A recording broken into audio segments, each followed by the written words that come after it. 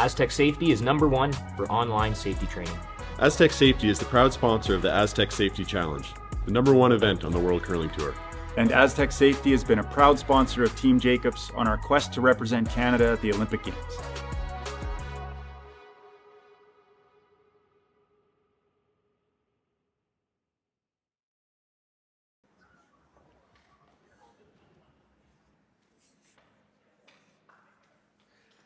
A very pleasant good evening and hello, curling fans, and welcome to the Martensville Curling Club.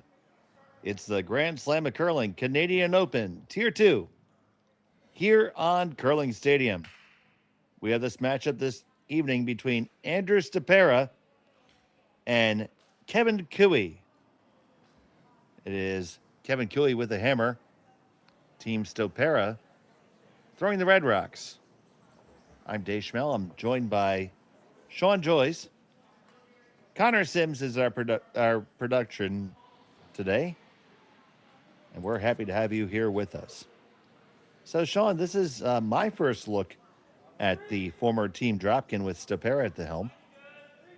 Yeah, mine as well. And to be honest, I can't recall even how. I remember when Corey made the announcement that he was going to step away for the rest of this season, but I don't remember. I don't know how many games these guys even have played yet under this particular configuration. Yeah, it certainly hasn't been too many.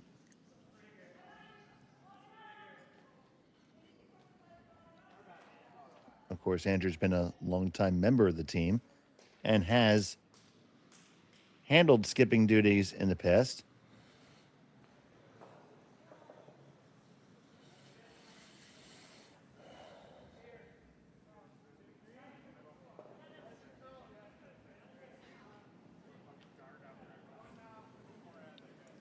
And of course, with that exit, brings in another player. Delivering that rock there is Lance Wheeler, formerly of Team Scott Dunham. Lance played second for the last couple of years for Scott Dunham. Also has been playing a lot of mixed doubles of late. He's out of Denver and joins the team to be the fourth and throw the lead stones here. One thing about Lance Wheeler, he brings excellent brushing to the team. Well, they're going to need everything they can get today. They come into this game with a record of 1-1. These two teams in the men's side pool A are the last two to be playing their third game. Everybody plays 4 games in the round robin qualifying portion. Stopera comes in with a record of 1-1. 3-1 should get you the playoffs for sure. So, they kind of control their own fate if they keep winning. Kevin Cooey has lost his opening 2. He is in must-win territory, and then probably even at that, at 2-2, you're kind of hoping for tiebreakers, and you better have a good draw to the button score because that's the tiebreaker. There are no tiebreaker games. You'd have to hope that 2-2 ends up tied for the playoffs, and that you've got a really good draw to the button. And to that point in our pregame practice and during the last stone draws, Kevin Cooey did pin it today, so that would help his score. It would give him the last rock advantage here in the opening end as well. Let's see, making that shot around the outside there, and they lie 3.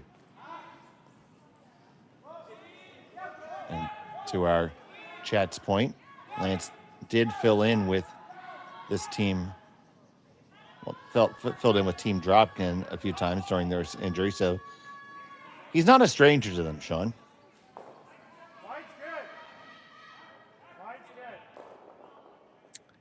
Hadn't actually seen Team Cooey yet this weekend. I didn't realize they were playing shorthanded. I do know that, as has been their usual, or at least Kevin's usual, they have flirted with those time clocks a bit. Carrick did play earlier in the week, and the game I called earlier with them, Carrick did call curl. Well, this is interesting because Kevin's going to throw the 4, 5, and 6, and it looks like Tyler's throwing 7 and 8. They're trying all kinds of different things here. I don't think I've ever seen this one. No.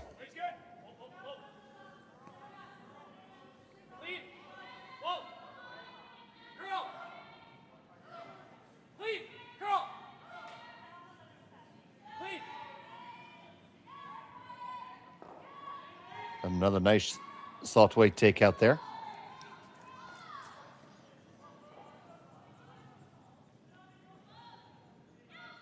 So Tyler Tardy in the house for his skip. Yeah, they're just trying to establish one around that corner guard. They're not terribly worried about the rocks in the middle. The rocks at the edge of the 12-foot actually could help them, depending on where they put this stone.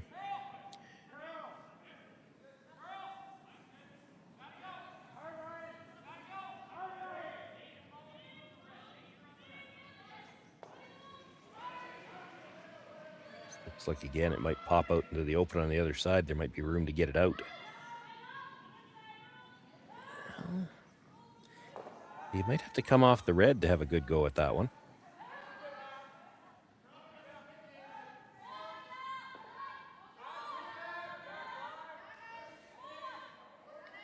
So looking to hit their own, come across the top of the yellow a little bit, push it through the back, and then he wants to spin up and over. That would take away all these draw attempts. If you get something to spin up and over into, you're looking for a lot of spin if you're going to get to the 4-foot. But if you get out from behind the guard, it's getting to the point where there's too many rocks in the middle that Cooey wouldn't be able to ignore them.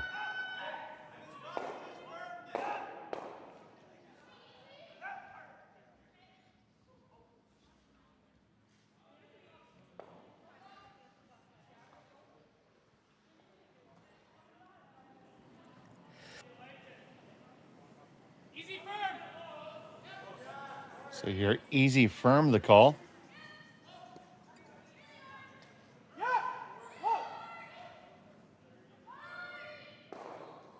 They switched the call. That was not what he indicated initially.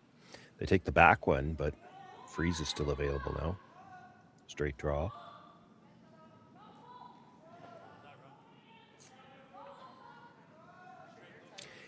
The only reason he's looking at the hit and roll, I think, right now is that one in the 8-foot is the only one that worries them a little bit. If they bury around that corner guard, they're going to have a piece of the 8-foot, but they're not going to be shot rock over that one on the other side.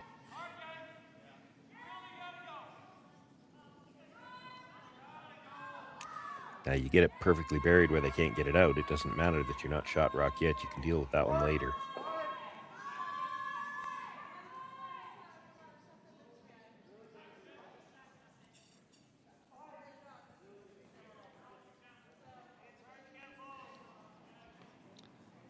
Stone coming down from Cooey.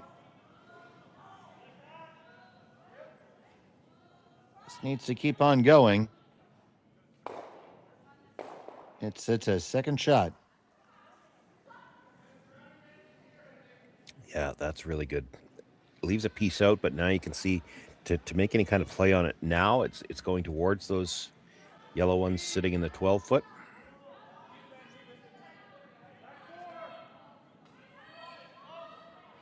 Stopera knows that. Still going to make a play on it. If he can get it over the top of the first one, even if he jams it on the second one, and the shooter stays, he should be sitting 4, and that's probably too many for the Cooey team to eliminate them all and bring this stone back into play. If he jams it onto the one that's full 12, almost biting 8, that's a different story. So the stone from Howell, they get it past the guard. It will jam, but where does it go to? Not the one they wanted to jam it on. You're one double away from putting it on the scoreboard. Now, that first double's not available right now because it's going into the other yellow. But you could hit and sit to the corner of it and then have a way to get it out later. That's what Kevin's looking at. Tyler likes the double through the middle. That's good too. I'm just not sure you can roll in far enough where this stone that you're about to throw is ever a factor. You might be able to. So this is Cooey's last. Once again, Kevin Cooey throwing the middle stones this evening as they play three-handed.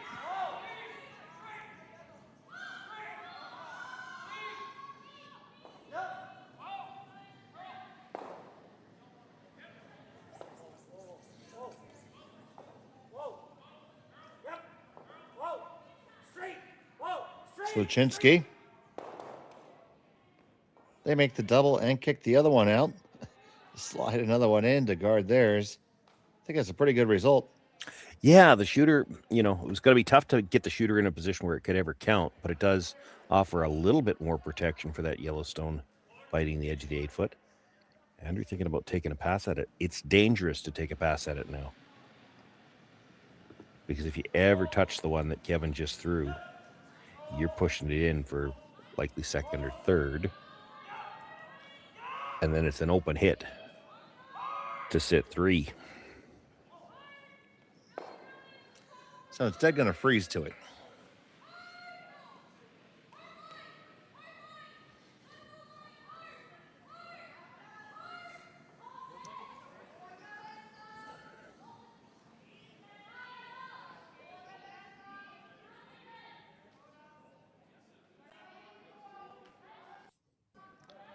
So there you see Lance Wheeler, the new addition on the left.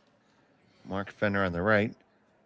Now, Lance is also wearing a Fenner jacket, Sean, just to make it easier on you.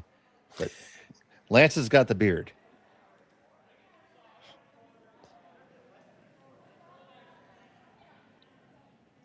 The most bearded member of the team.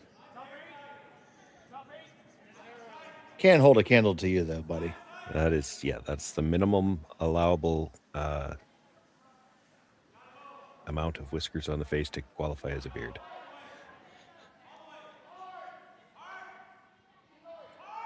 Anything else just means you haven't shaved a couple of days. Trying to work this one past. Just not enough weight.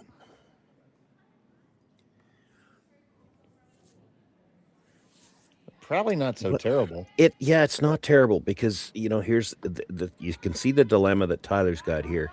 If you hit and roll to the outside edge, there's a chance that Stopera plays the slash on the one he just threw, slashes it onto shot stone, and sits buried.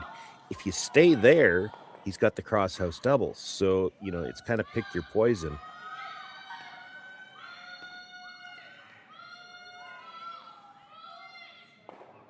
There's a chance he won't risk the slash because there's ways that can go wrong with jamming off that other red stone and spinning back, something like that. So he might just hit the open one anyway. But you can see why they were thinking about what to do here. So first of 2 for Tyler Tardy. Got to stay for shot rock here, though. That is not going to stay for shot rock. It goes away. Ton of weight to throw for that shot. Well, thrower's choice again. You could play the slash. There's a chance that's coming off the red. You could come at it directly because now if you touch that yellow on the way by, you're not pushing it into the rings. You just push the red further in. It's still going to give up a shot for 2. Or you could just tap. Same shot you just played. Just try to tap your red one up. Sit shot rock. Seems to be the least risky shot of the menu there. Yeah.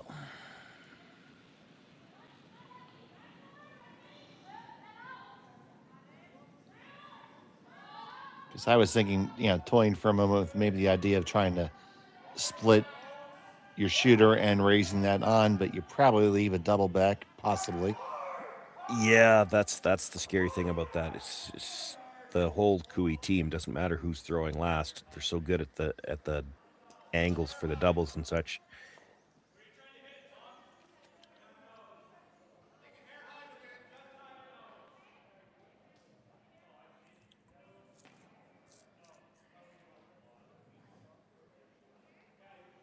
They are definitely a team full of prolific hitters. I'm just wondering if you could almost get just slightly across the face, tap it almost straight back, and you might be able to leave your shooter hooked on that yellow so there's no double opportunity. You get a little bit more 8-foot that way, but that might not be worth the risk. If you leave the double, it's for 2 against you. This has got a lot of weight. Well, this is going to have to be that little split now. It's got to jam on there and stay for shot. It doesn't. Doesn't have to play the double. Nope, it's just an easy hit for 2. So now, as our colleague Gord would say, you got to put that one in the bad bucket.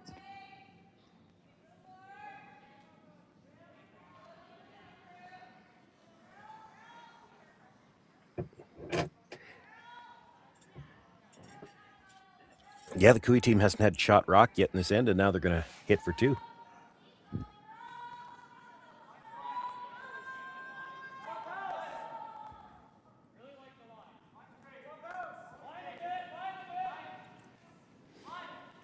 So Tyler Tardy, final stone of the opening end. Looking to get a deuce.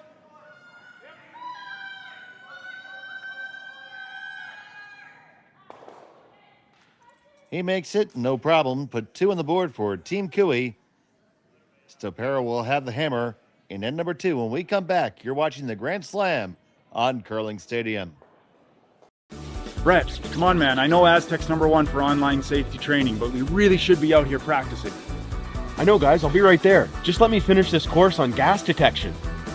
Wait. Do you smell that?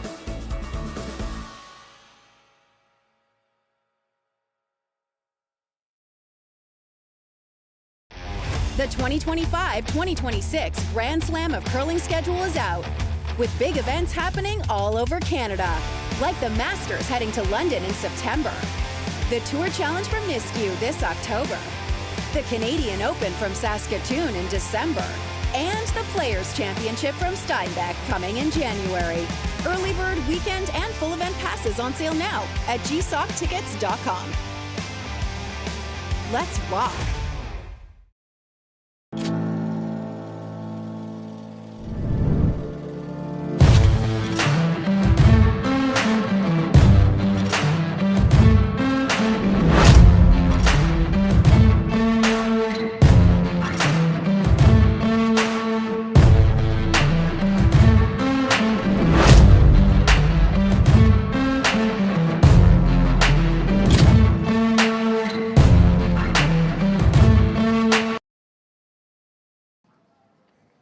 And welcome back to the Martensville Curling Club. It was an unexpected score, too, for Team Cooey. Stopera has hammer here in the second end. Once again, thank you so much for joining us. Dave Schmel and Sean Joyce here with you. Connor Sims handling the production duties. And Sean, what do you think of the way that one played out? Well, you know, it really illustrates, we talk about how important it is to be patient at times, and it really illustrates that there. They ignored a stone in the 8-foot that was shot rock the entire end, trying to get one well positioned around that corner guard, even then knowing that it wasn't going to be shot rock. Got that rock back there. It ended up on the scoreboard. And, you know, it shows you how important the patience is. They ignored, at one point in time, I think they were facing 4, maybe 5, just trying to get. Nothing in the middle was a huge threat to them. They had to get something set up on the corner, made finally the good come around that they really couldn't get at on the first attempt, and it worked out for them. Just too often you see a team that might start to see, oh, there's 4 or 5, we better hit something. You change gears, now you're going to end up forced.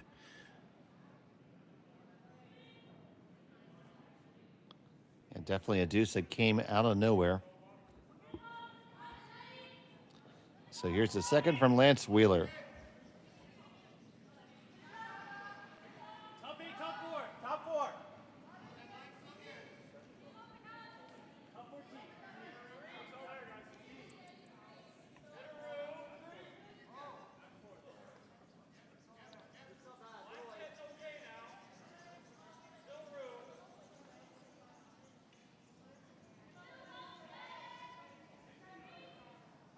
Nice come around, probably a 1 stone too high, or too deep, rather. Yeah, you still have to be careful with this one. That's still a free guard out there right now. So here comes Sluchinski.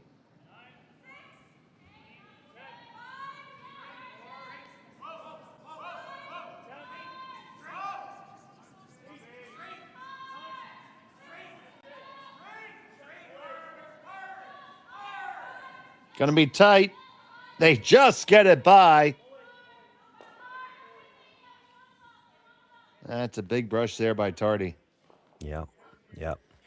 Huge to move it as far as they did too, because now it's already fourth shot.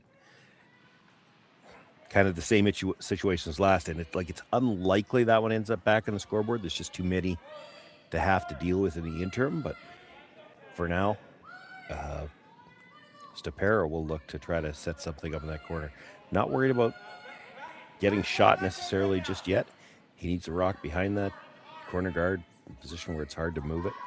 Corner frozen on the one that was just thrown would be probably the best option right now.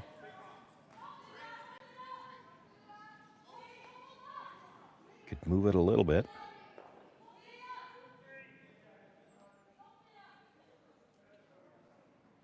Moves it far enough that he's got shot, but you'll notice he didn't even sweep that behind the tee line. He created enough separation that Kevin might be able to get that out now.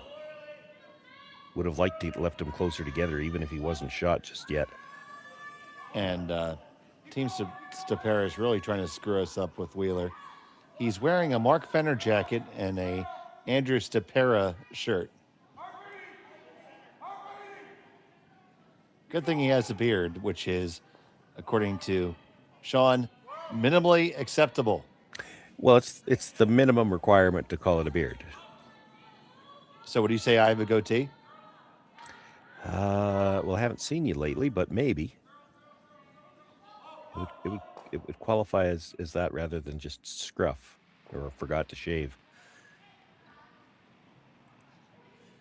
I can pull on it. See, for instance, and I'd have to get more of a close-up to be sure, but to me, it looks like Andrew Stopera just hasn't shaved in a couple of days. That's not a beard yet.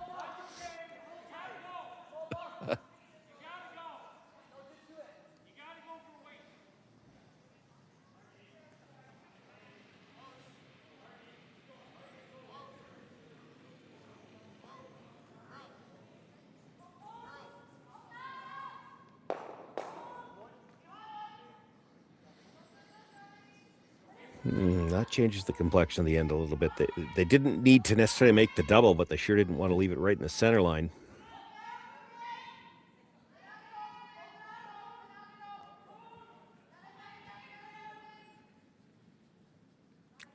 No hesitation here from the Cooey team to go after the corner guard. And I don't know if he's going to try to hit this thin, come across, get the double on the one that's just thrown. If he could and stick his shooter right there, he'd have the shot rock dead buried. It's going to go all the way across the top.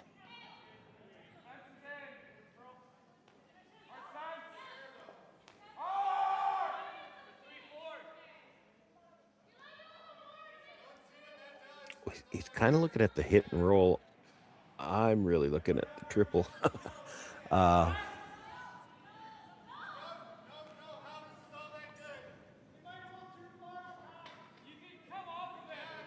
Yeah, I see that 90-degree angle, Sean. Yeah, it's the scary part about it is it's so thin on the first one. They're also talking split on the rock at the top. They might be able to get second and third that way.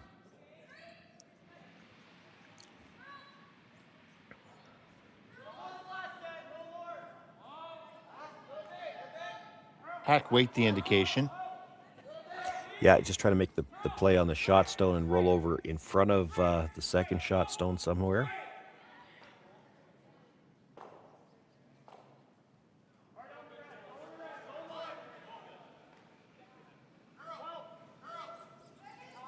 So Tom Howell's stone.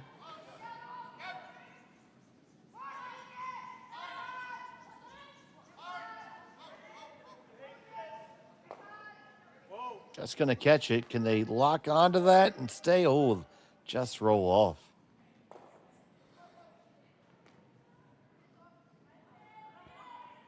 So a lot of stuff behind the tee line here, buddy. Mm-hmm. And Cooey looks to be sitting just two, I think.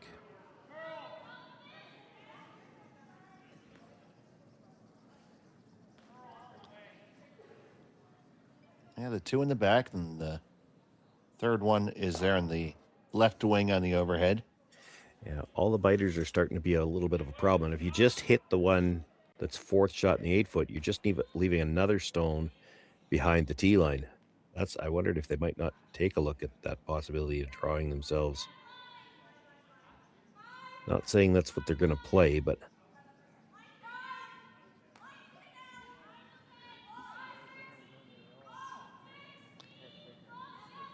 Sluchinski coming down to give his input. yeah, he's thinking the draw as well. If it wasn't a red stone, I think they probably would. Looks like they might anyway.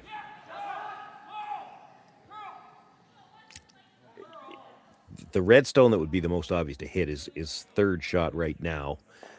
And the problem with hitting it is you're gonna create another pocket. They've almost got a pocket. I mean, they'd have to tap it back a little bit. They've almost got a pocket kind of right in front of Tyler right now. If you went over to the other side, hit the stone in the 12-foot, rolled into the 8, you probably leave a pocket. Everything's behind the tee line. Maybe we better get one in front of the tee line behind cover first. So many pockets, it might as well be an apron. Or a pool table.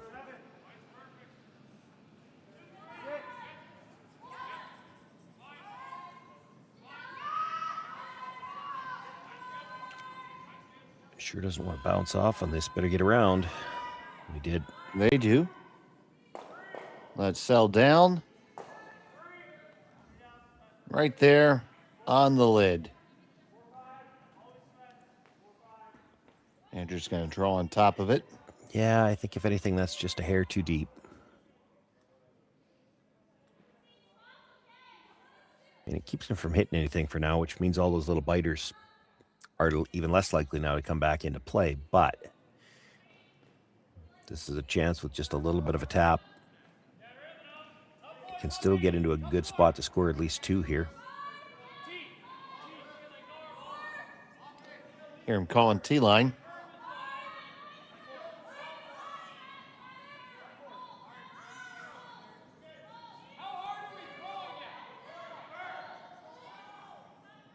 This one just a little bit heavy. Yeah, that must be the conversion factor. The American tee line's a little heavier than the Canadian tee line.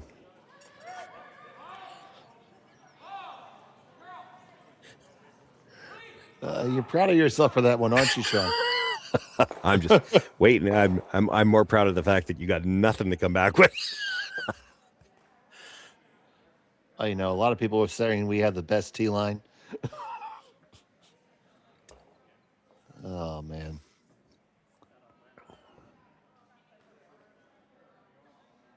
All right, 1 point to Mr. Joyce. Don't worry, Schmel will be on the comeback. Tyler's going to try to come around and try to get this in front of the tee line. He's still not out of danger because even if you make this shot, you make it too good, it's the straight back on the tight red might double the yellows over the top of that red. And this doesn't look light either.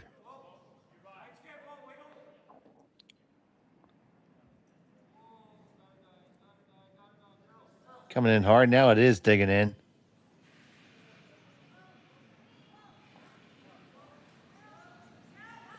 So do you ever play into that little pocket there?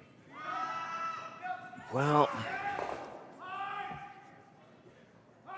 you can come down to it again, try to throw this the same weight and just wiggle it, which looks like what he's going to try. Yeah, he called for like back 8 weight. It would be tempting to run the red back. That's one of those where I'd like to be at ice level to just take a look at those angles, because it looks like if you run the red back, you're not going to get the top yellow out, but it's going to come across into the red at the back 4, which is going to go straight into that yellow at the back 8. And where does the yellow on the other side go? Because if it ever clipped that one at the back side of the 12-foot, well, now we're back to, like I said, bringing in some of those biters into play. And if you need to stick the run back stone, that's the other key to that. But it might be there to leave one Yellowstone sitting pretty lonely in the 8-foot. So here's the first of 2 for Andrew Stopera. And shout out to Aunt Sue and Uncle Bill, who are surely watching.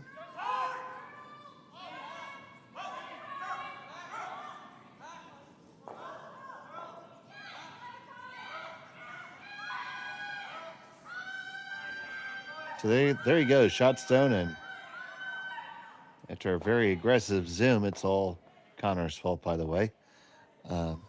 Second rock and third stone belonging to Stopera.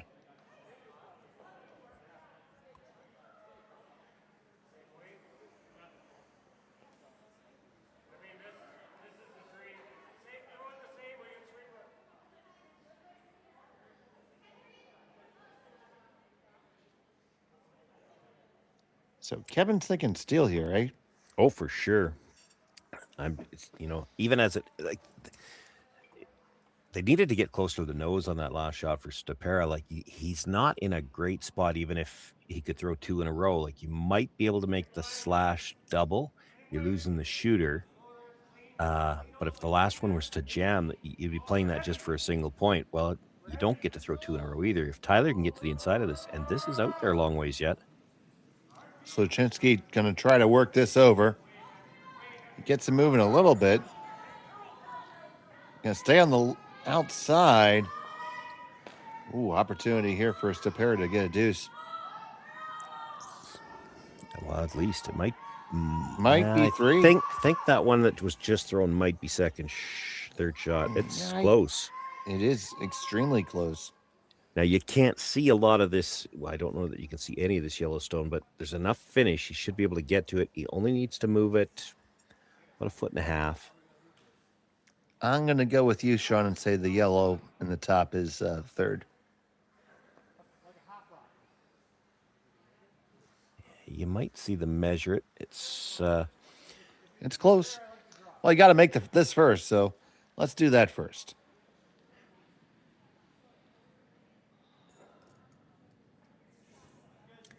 If you didn't think this would go, you could try the straight back too. That's a little bit risky.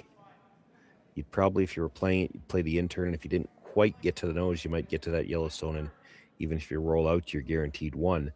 But I really think, and they do too, that this shot is there on this ice.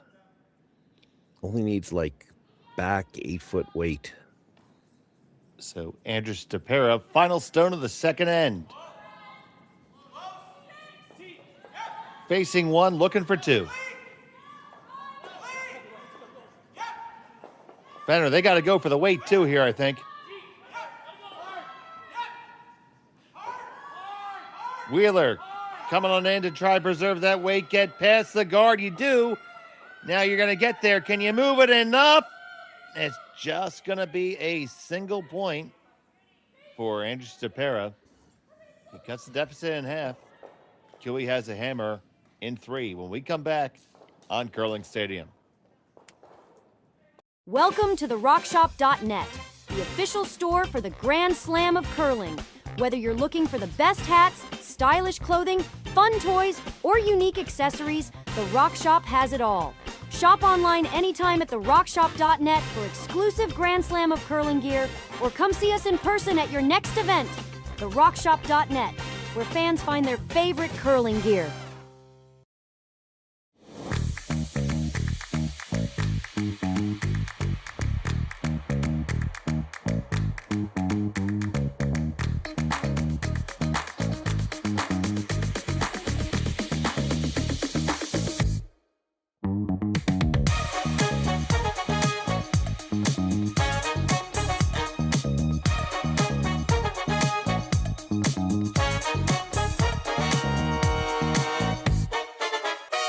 Developed over a decade in collaboration with the finest ice makers this side of the Atlantic, the Pebblehead PB5 is nothing short of a triumph of sophistication and craftsmanship.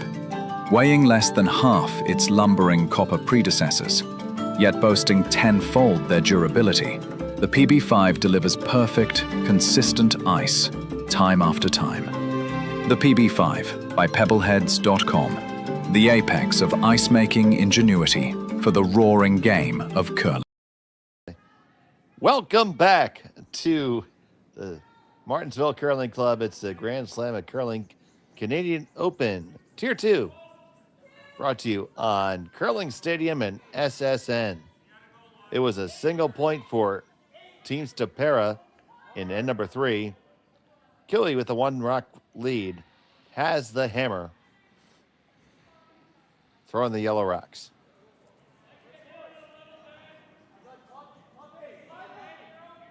And Shawnee, Andrew had a shot at that one. Yeah, he did. He only needed to move it a couple more inches. It would have been 2 for sure. He moves it 1.5 feet. We might see a measure. It did look like the yellow might have been third shot anyway.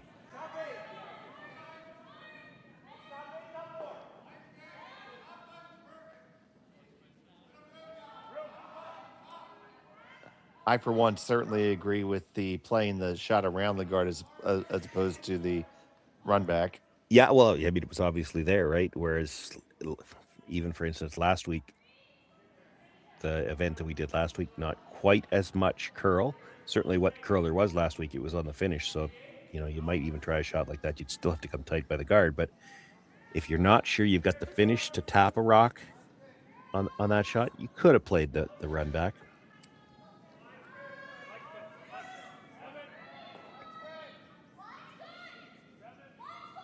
That, of course, comes with the element of risk. You could always kill your own. It does, yeah, for sure.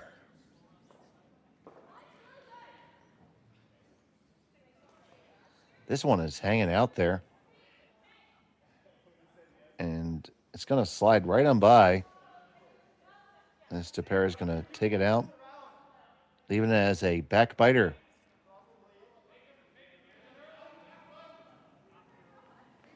So now, opportunity to put the pressure on.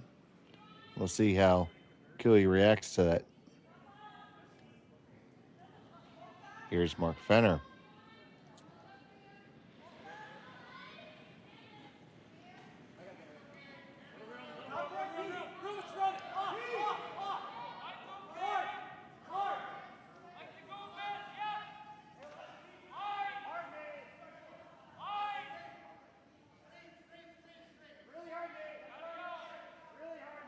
Now they're going to go to plan B. Yeah, they got kind of caught here. They were trying to make it curl and then realized this is deep as well. And it looks like that path might have keened up on them. Both teams going deep there.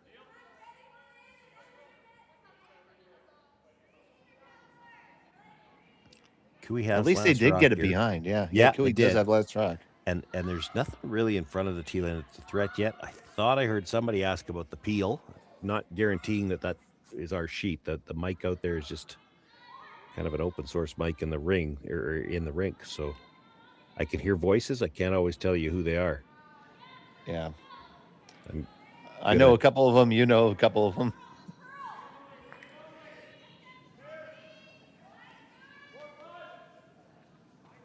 We know the women's voices aren't coming from our sheet. They'll be over on sheets 3 and 4. But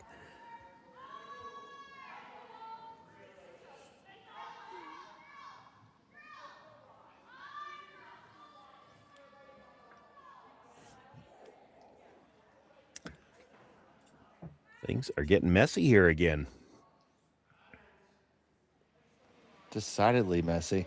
Yeah, I'd be shocked if he liked the idea of coming to the front one. That it's just everything he's got in the rings is behind the tee line. Yeah, I think you have to just come to the top of the lid, right? Well, I mean, you don't have to. I guess part of what he's thinking, if we come to the top, he might be already expecting that Cooey's going to start peeling. Like they thought about it last time. Now everything's staggered at the front of the house. So maybe you just try to pile enough of them up there that it takes them longer. Boy, I don't like that. Hard not to line that up to kill the one at the back.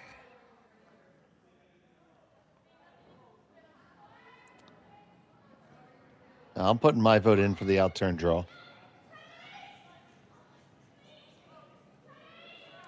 But you know how they say every vote matters? Not this time. Yeah, I'm not 100% sure where they're looking for this to be. I think maybe they've gone back to the original idea of corner freezing the one in the top 12 foot. Like, that's the best shot I see on this side. And it all goes back to the fact that they know that Cooey's about to start peeling guards, and you want to leave it in a spot where he can't just get rid of everything in one shot. And especially the guy who is going to be doing that peeling is Kevin Cooey. If anybody can make him fly, it's him. Yeah. Yeah, they're playing this as a long guard, actually. This is not going to be long enough. So he'll go the first one over the top of the second one. He'll try to slash it back, and you actually might get that yellow in the 8 foot. If he does, there's a chance it's going back directly onto shot stone.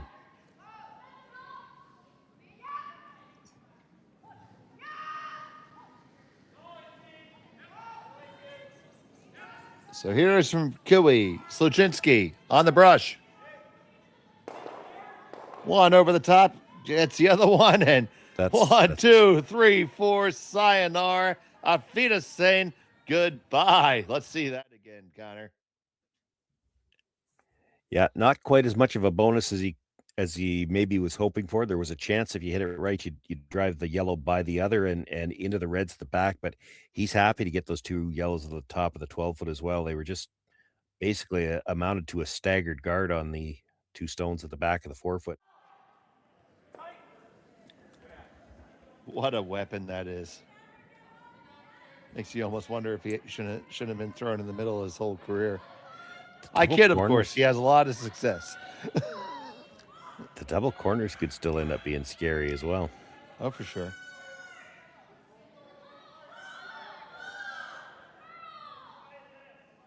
Obviously, the first time that I've ever watched Kevin Kiwi throw in the middle. How about you, Sean? I'm trying to think back to remember because he did play some interesting lineups, but I don't think he was ever throwing third stones that I can recall. Makes you think, though, doesn't it?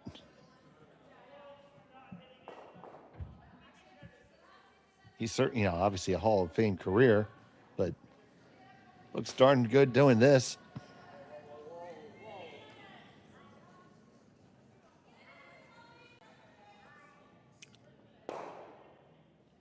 Oh! Just whiskered it by. Well, it kind of took away the outturn path to get to the, or I guess it will be the in-turn path because it'll be Tyler Tardy that has to get down there, the lefty.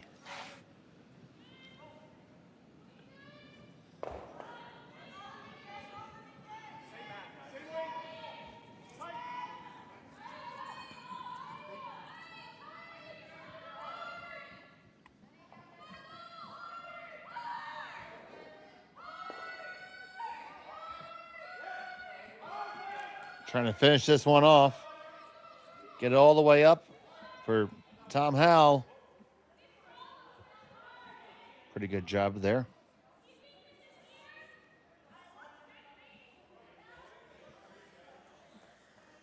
Okay, we have a comment from the chat saying that he played third for Johnny Moe. Well, I know he played with Johnny Moe. That was the one I was trying to think about. Appreciate that input from the chat.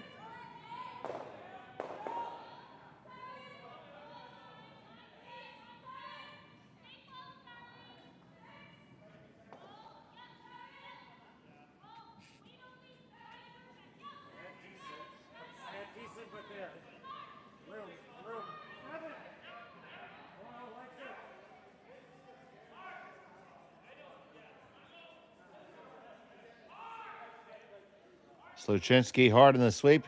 Can they get it by? Yes, they can. It still might overcurl to get to the shot stone. And it's still short.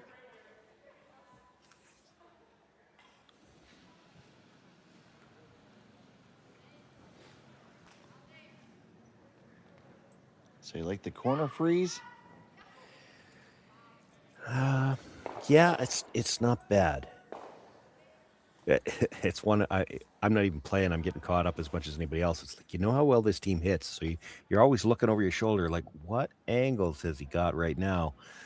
Like, there's probably a port there right now. Yeah, get to the that's yellow. Just what I looked at too, yeah.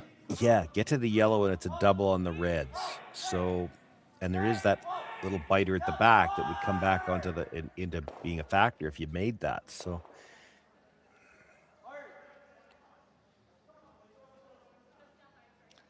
You see the timers there in the background. If you're ever at a competitive tournament, be sure to thank the timers if you see them in passing. Yeah, just don't do it while they're supposed to be playing the game. Oh, no. Yeah. Oh, God. Now, I should say, if I'm playing and they're supposed to be running the clock on my rocks, yeah, by all means, distract them the heck out of them. But it's a tough job. settles in. They lie 1-2. Yeah, if you wanted to play it, that didn't take it away. It probably, if anything, made it easier. Tyler's not even looking at the port. He's looking at running the guard into that and then sitting 3. You can get there directly. It's just you might lose the shooter with the weight these guys like to throw. And, in this case, you're moving 4 rocks to get that 4th red one out. So you almost need to throw that kind of weight. He still likes the run in.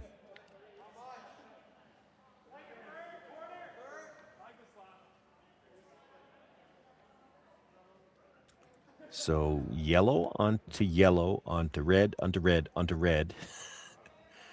And really, it's just because of the angles that everything is at. It's possible all 3 reds go. Watch that one at the back 12 foot. That's going to be the fun one because it's going to live a charmed life back there. Everything's going to go out around it, but it's going to stay right there. So Tyler Tardy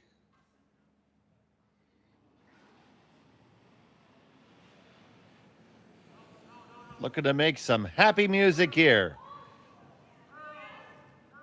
Might be too thin. Over the top, it moves things around a little bit. Still leaves Stopera sitting 1, 2, and 3.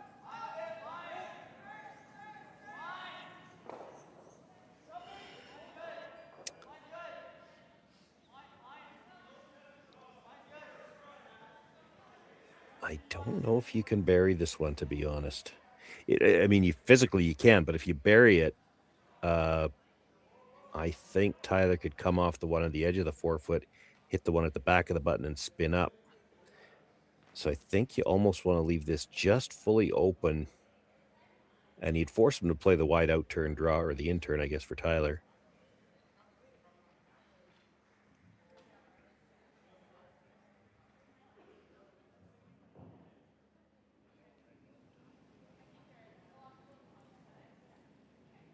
So you want to be better to come all the way down?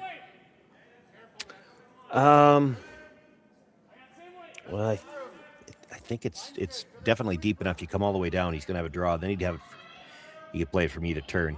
Thrower's choice kind of thing.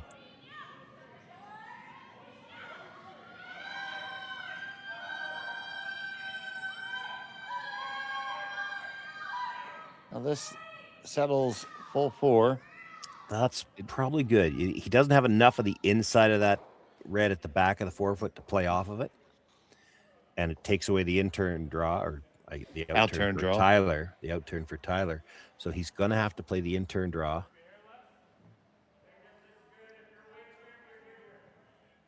Probably has to try to get all the way to the back when it's not even the guard that's the issue. The issue is going to be the stone that was just thrown. You could get by the guard by 4 or 5 inches and still rub that one at the top of the 4 foot.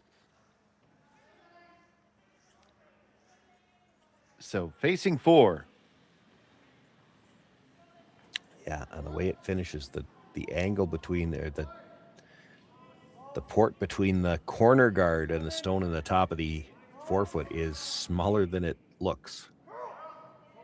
Final stone of the 3rd. He needs a piece of the button. Sluchinski looking to carve this one in. Can he carve it far enough? Now bring it straight. And Tardy gets it done. Single point for Team Cooey. They lead by 2 to pair with the hammer wound. We come back on Curling Stadium. Hey, Mark, you ready for this game tonight? Yeah, I'm excited, man. Cupsy, what are you doing over there? Don't worry, boys. Was just on AztecSafety.com, took a fire extinguisher safety course. Paul, I'm putting out the fires from now on. Woo!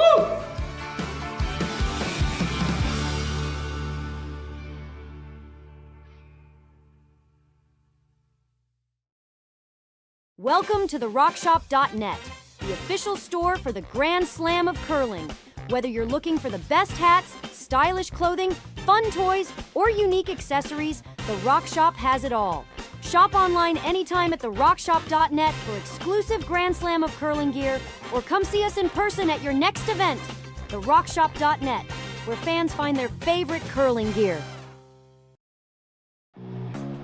Who knew after 20 years in real estate I'd have to make silly videos for Instagram and come out behind a tree? Stu, we need to do this stuff. Why can't I just door knock into open houses like I did in the old days?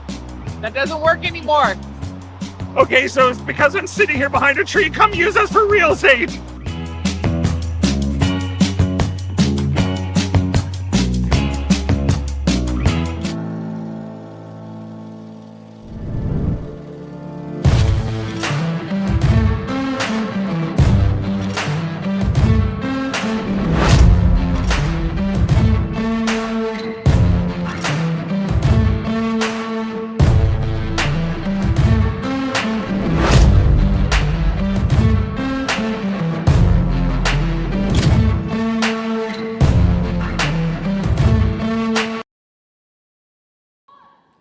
And welcome back to Martensville. Team Kiwi holds a 3-1 lead over Team Stopera here at the Grand Slam of Curling Canadian Open Tier 2. And Stopera was able to get the force on Kiwi there in that last end. Going to try to get a deuce here in end number 4. Yeah, we didn't see the call there, but you have to think with the lead here, Kevin Cooey probably happy to throw that first one into the rings. They've had some struggles here early in this game. Aaron Sluchinski, not normally a lead, but the other side of that, prior to joining this team, he would have been a skip for quite a while, and he's used to telling the lead how easy his job is. So he needs to pull his socks up here. This is making skips look bad. Well, you got 3 skips on this team right now. Tardy's done his share of skipping, of course. Yeah.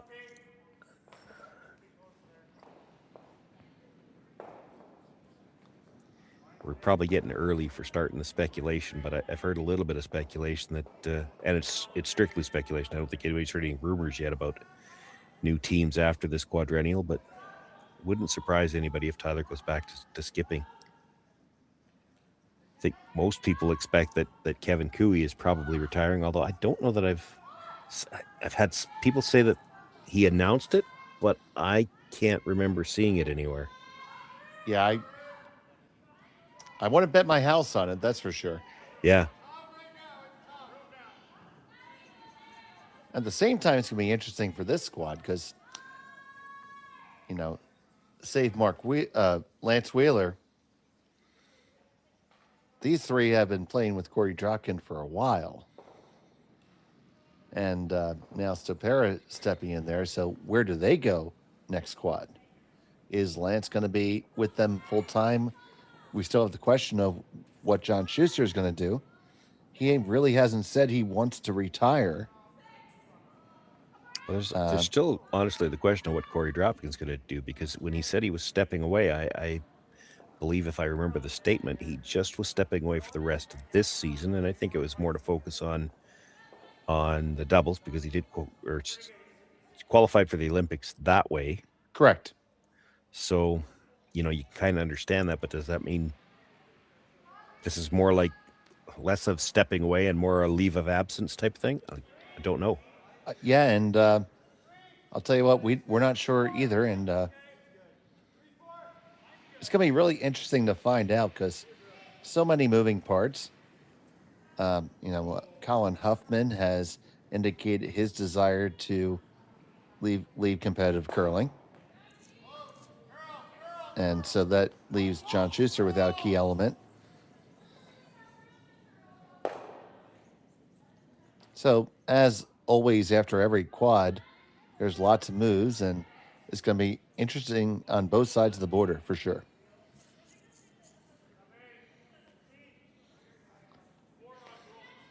One thing I would say is probably true. I would foster a guess that Team Casper stays together. Yeah, they might be committed now.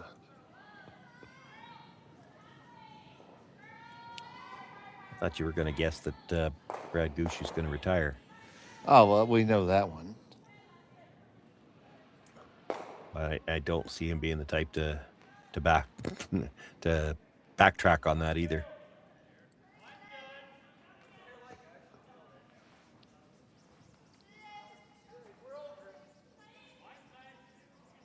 So, yep, got a comment in the chat there. It's Tyler Tardy throwing the last stones. Kevin Cooley is throwing the middles as they play three-handed here. Don't adjust your laptop monitors unless you're able to turn it into a telestrator for Sean. In which case, where have you been? Well, we're headed for our first open end, and you know, I haven't called a lot of games yet this weekend, but I haven't seen a blank yet. I have not called a blank yet either, Sean.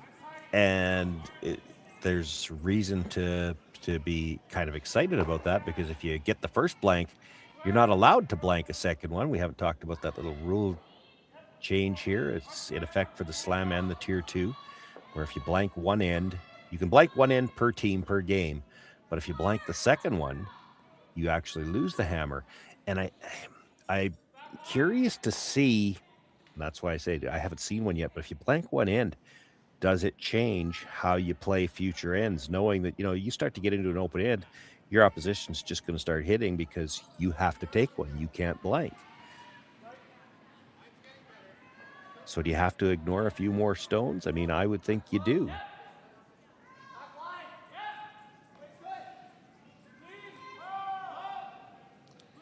And the other dynamic that is that there is no extra end until we reach the playoffs. A tie will be settled by skip stones. It's a draw to the button. And that certainly can affect the way the last, I wouldn't even say just the last end, the last two ends. In fact, I saw a women's game, was that the one you and I did last night? Where it even affected the way she played the sixth. She took one in six,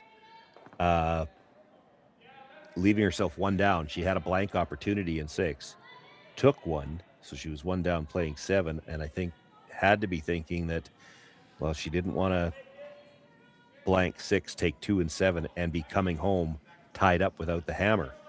So, you know, it changes. You got to work forward a little bit. When you know there's no extra end, it changes how you want to position yourself for those last couple of ends in a close game. Correct. In the last draw that I called, Jacques Augier actually intentionally gave up a steal of 1 to take the hammer down 1 in 8. And I've speculated that there would be situations where that would occur too. You got a choice between taking one or giving up one. You give up the one and you've got the last rock. If you manage to score your 2, you win. If you just get the single point, you're into the draw to the button. And if you take the one, you're on the other side of that scenario. Really, the guy with hammer and 8's got the huge advantage that way. Whereas under the traditional format, most teams are going to opt to be ahead rather than behind. You still win the higher percentage of games that way, but yeah, it's interesting to watch how it affects the last couple of ends. Yeah, that game between Team McDonald and Team Maeda was fantastic in our last draw. If you weren't able to catch it, I would recommend you give it a quick view. There's a lot of great shot making. Not going to give up the score. No spoilers here.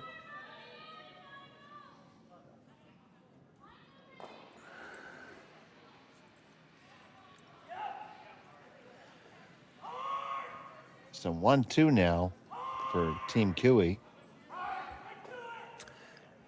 You can see how the rule has even changed the way this end was played. They didn't want to get into a force or an end where they could get forced to blank, and they still might have to. You make the double here, you're going to sit open. Tyler makes the hit, and you're probably throwing a blank. I can't imagine you'd take one in a fourth on purpose.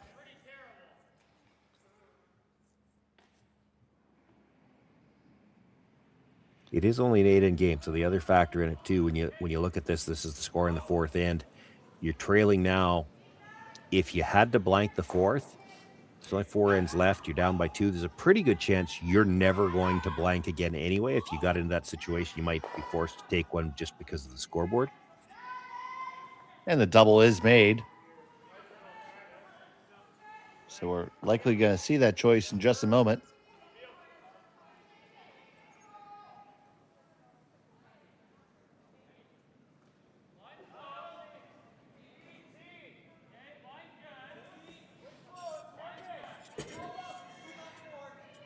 Tyler's going to give it a go to make the roll in behind cover here.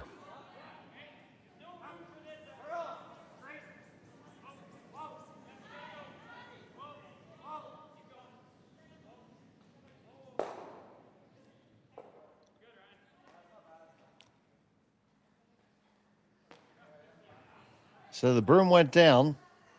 This looks like a blank broom.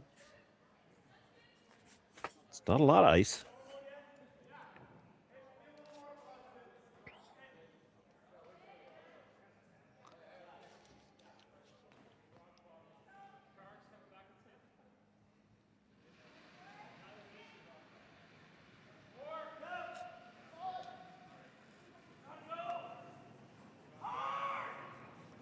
Final stone of the fourth end, Andrew Stopera.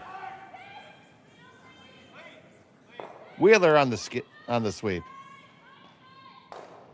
And the blank is in the books, so we have our answer. 3-1 lead at halftime. Stopera has a hammer when we come back. You're watching the Grand Slam on Curling Stadium.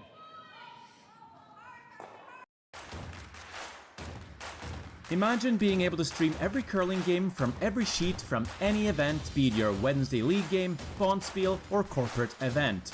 Curling Stadium offers an all-inclusive streaming solution featuring high-quality cameras, ease of use, great reliability, and minimal installation.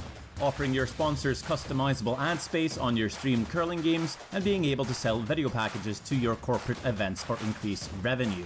With Curling Stadium, you can stream to any device, be it your mobile phone, tablet, or computer. Push the feed to your desired platform, be it Facebook, YouTube, or any other social media. Curling Stadium is simply the way forward. Where it's commonplace in other sports to televise every game, we want to do the same. Curling is a global sport, and it's time it gets the coverage it needs. Make your curling club the next Curling Stadium. Hey Ben, what's the Aztec Safety online e-learning website again? Yeah, that would be aztecsafety.com. Fire extinguisher and firefighting. We'll send that one to Paul. Ah, now here's a course I should probably take. Conflict resolution. Power line safety. Yeah, I thought it might help me with my line calls. Did you know this Aztec website has over 100 safety courses?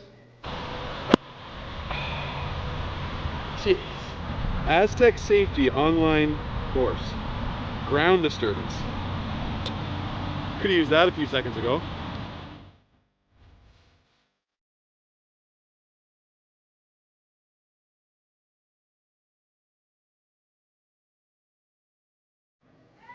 And welcome back to Martensville. It's the Grand Slam of Curling Canadian Open Tier 2.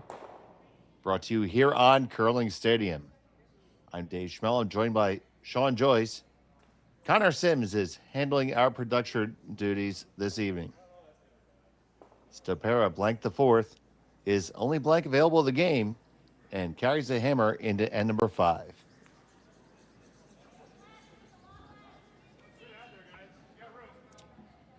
Well, again, as I said, it probably means he's got to ignore a few extra stones, but the scoreboard also says he's got to do that. He's got to try to generate some offense.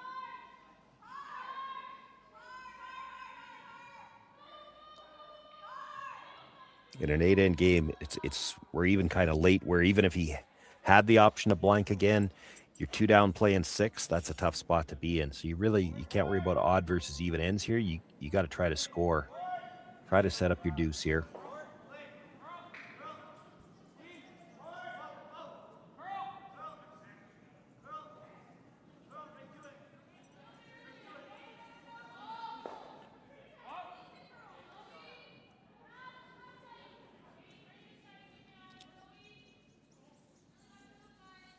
Aaron Sluchinski continuing to make the lead's job look difficult.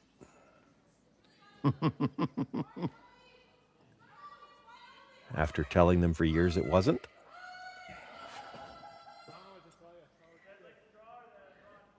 Again, he doesn't play lead very often. You know, a guy that skipped for a lot of years, it'd be one of those things like, has he played lead since, who knows? He might have been 14, 15 years old the last time he threw lead stones.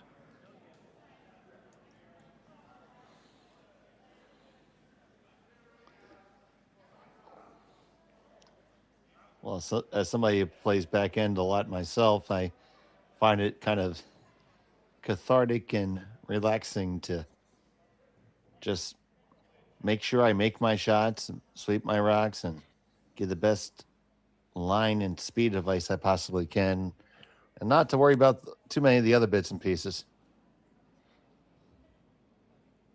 But it's a team game. Every spot has its role, and that lead is so important,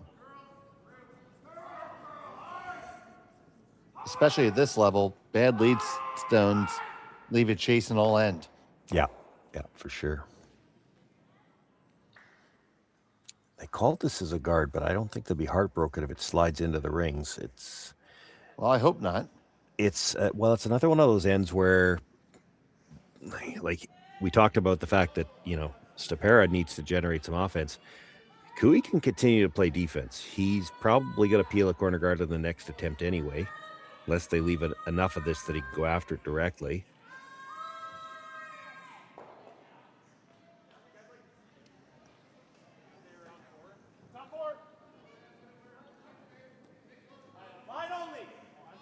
Here, top four is the call.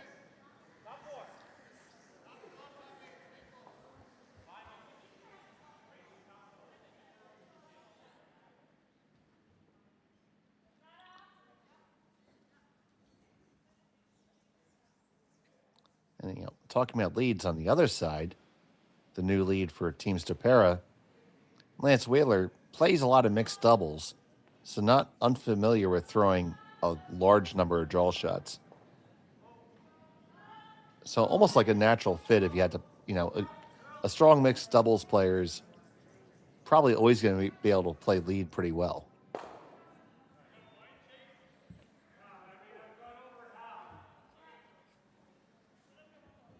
Okay, so the discussion there, Kevin saying he's got over half of the rock in the rings, so they're going to go after it directly.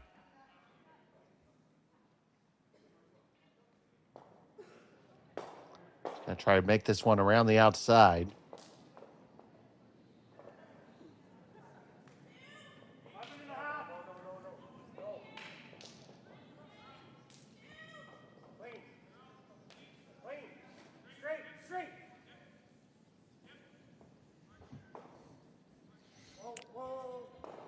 Kevin made that no problem. Does he hang on? Yeah. No, he doesn't. And sweeping for straight there because they didn't actually want to get to the nose and leave it where they could freeze to it. He wanted to stay out in the open.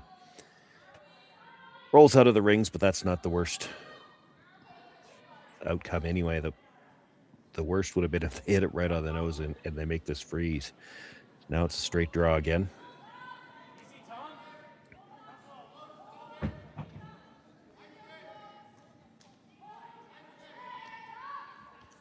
Good line on the last one. Just needs to stop a couple of feet earlier so it doesn't poke out into the open. Doesn't look like that should be a problem this time. This is a pretty good line. It's undercover. Didn't have to be shut.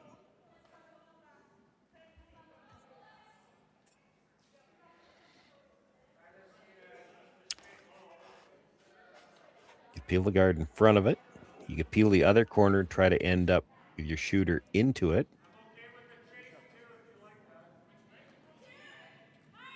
Kevin, I think, saying he's okay with the chase. Yeah.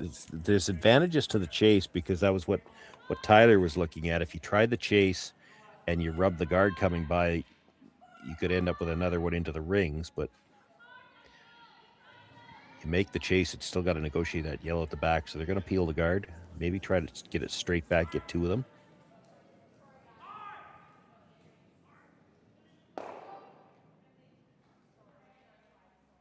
Well, there's a one over the top there. Covers up shot rock. There's still a double in the yellows. It also cuts off the other corner guard. So Andrew electing to come in. What do you think about that, Sean? I think it's all he's got now with that cutting off the other. I mean, you can play the double in the yellows. The problem is you're not going to be in the rings. Then Cooey hits the open redstone, and we're getting back to, potential blank in an end where you're not allowed to blank.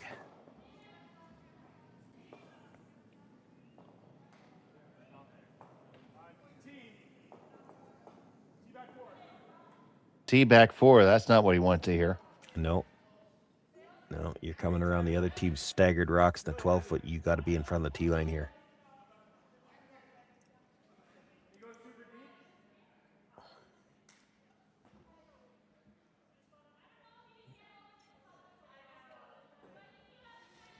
That little bit of sweep was, that little bit of sweep before the guards was just to make sure that it didn't rub, because if it rubs, it pops out in the open, and they hit and roll behind. And if you're going to be behind the T line, it's better there than right behind the T line. Correct. But gives you some room to shimmy and shift and work in there. Yeah.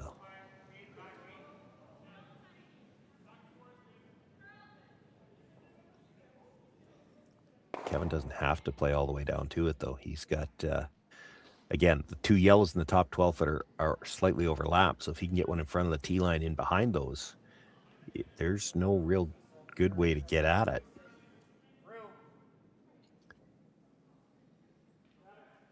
Well, he might have to come down to it now. That looks like a lot of weight, and he's got a lot of room.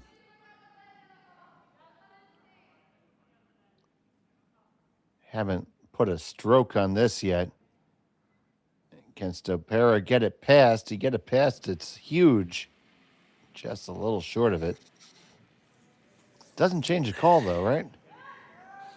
Shouldn't. The call should be to the top of the house. I mean, he looked at the tap, but you play that, you're just, anything behind the T line, you're one shot away from losing all of them anyway. Yep, he's settling in the top of the house. You got to be the first one in the front of the tee.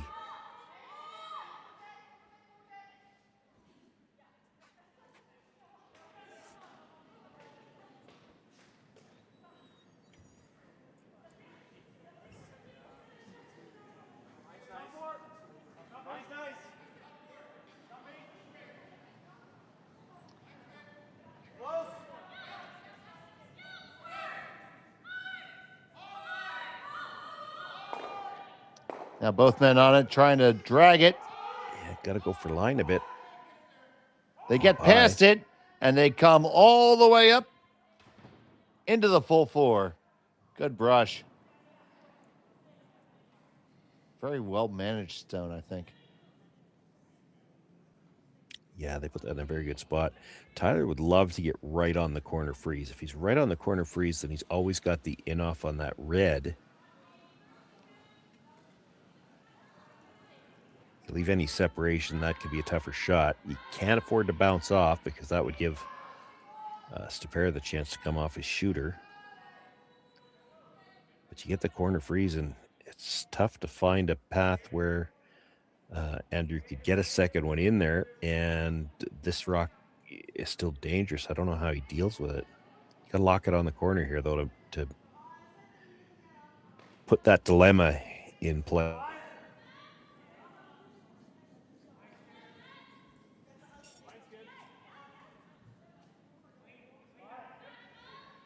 So on the way from Tardy.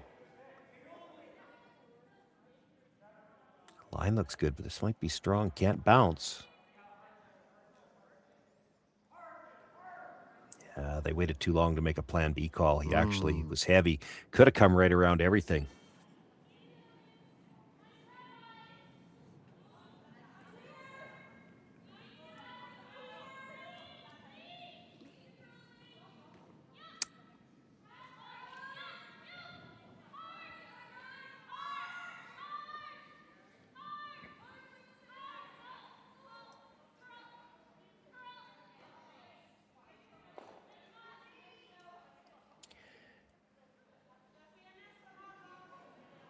They have to move that yellow to make sure the red at the top is shot rock. And they're just looking at, well, do we have to move it hard? Well, no, they don't. Whether they want to try to keep the shooter. They're trying to get nose. which is good. There is an option to play the double over the top on the one at the back. Not saying I'd play that, but I would have at least looked at it. Just because it's an easier shot than this is. This is definitely there on this ice. Oh, I think so too. I don't think you ever want to just dead freeze, though. You dead freeze, Tardy is probably still sitting shot, and he's going to guard.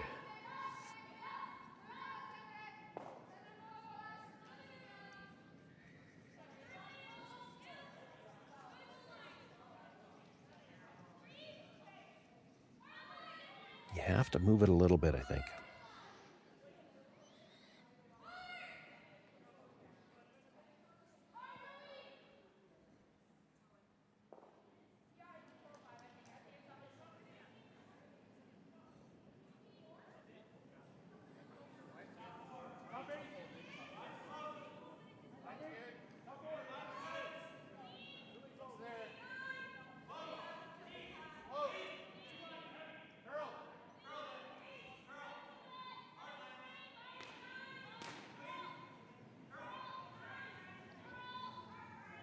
One comes on up, makes contact. Yeah, did he leave enough of the outside one to play the double? Maybe not. We'll see. It's Cooey shot stone right now.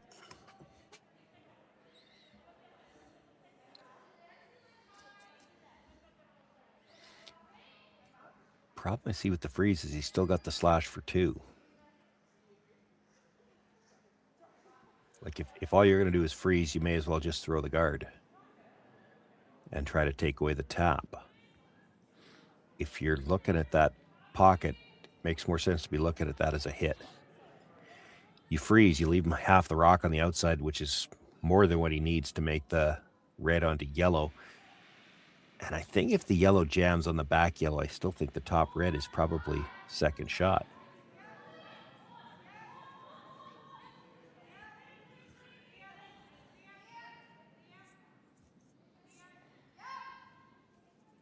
I just don't think there's enough air by the guard. I don't think they do either.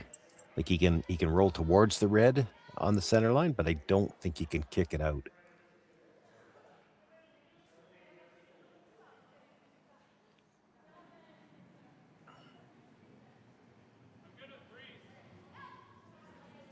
I don't see anything good out of the freeze.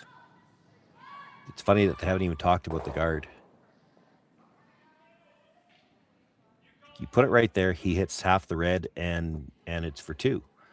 He's got no shot for 3 right now. They're going to come down and talk about this.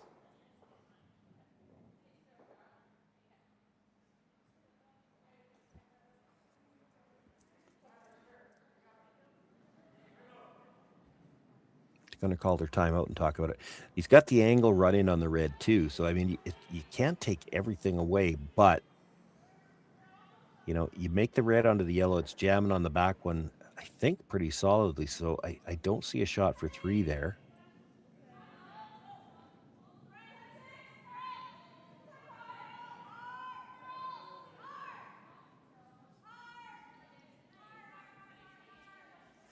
So if you had to walk one down and place it, Sean, where does it go?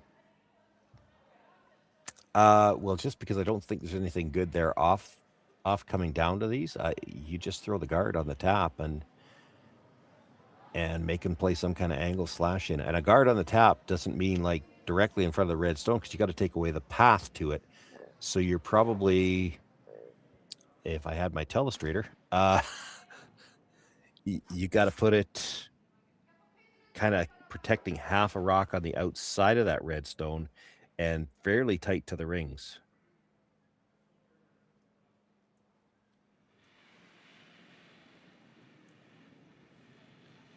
And you know, they haven't talked about the guard at all. There's nothing that I see them talking about that isn't just going to make the shot easier for Stopera. Like, there were rocks where they're trying to play, their rock's not going to even be a factor in this shot. He's trying to move it now. I mean, at least that could at least try to take the shot away, but it really depends. Like, I don't think if you're tapping, You're not tapping it out of the 4-foot clean. You're going to touch your own. It's a question of where is it going to leave the Yellowstone and what kind of damage can he do on that angle run on that one in the corner of the 12-foot, because that's what he's going to have left. Right. Yeah. Yeah. Don't know if I'm in love with this.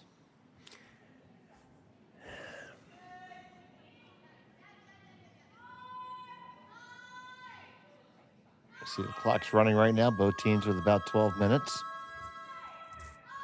Well, if you don't throw, I don't think he's got a shot for 3. So you'd hate to give him one.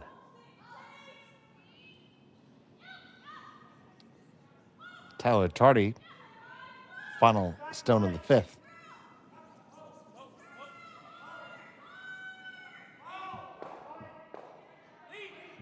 This is, you're going to do some work for him here.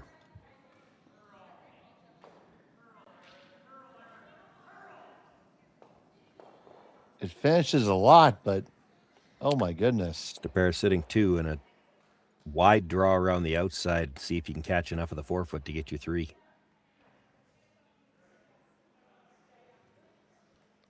I mean, if you could find the line to get past the guard, there's a chance this goes, but I mean, when I saw that broom go down, Sean, I couldn't fathom what good came, honestly.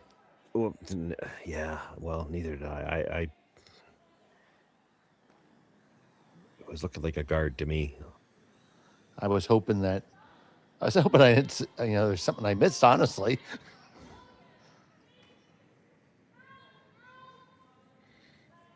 So this is a long shot, but Stopera is going to try to go around the outside to get there. This does not look like enough ice to get by the guard. Yeah, maybe he'll adjust his rotation. Who knows?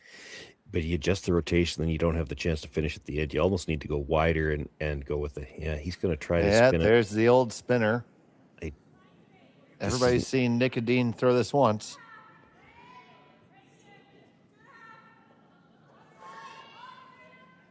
That's going to sail right past everything. Yeah, that's the problem, is the spinner's going to stay straight for so long, and then he's got to hook in at the end. I'd have been tempted to throw it a little bit wider and throw it with... well, look at that corkscrew. Yeah. Oh! A lot closer than I thought it would have been, Sean. Yeah. But it's a score of 2. It's all tied up after 5. Kiwi has the hammer in 6. When we come back, you're watching Curling Stadium on SSN. Brett, come on, man. I know Aztec's #1 for online safety training, but we really should be out here practicing. I know, guys. I'll be right there. Just let me finish this course on gas detection. Wait. Do you smell that?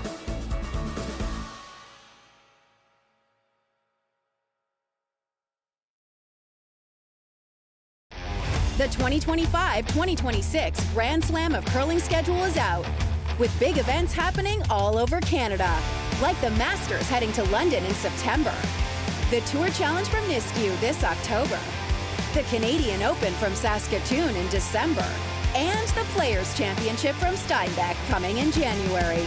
Early bird weekend and full event passes on sale now at gsoctickets.com. Let's rock!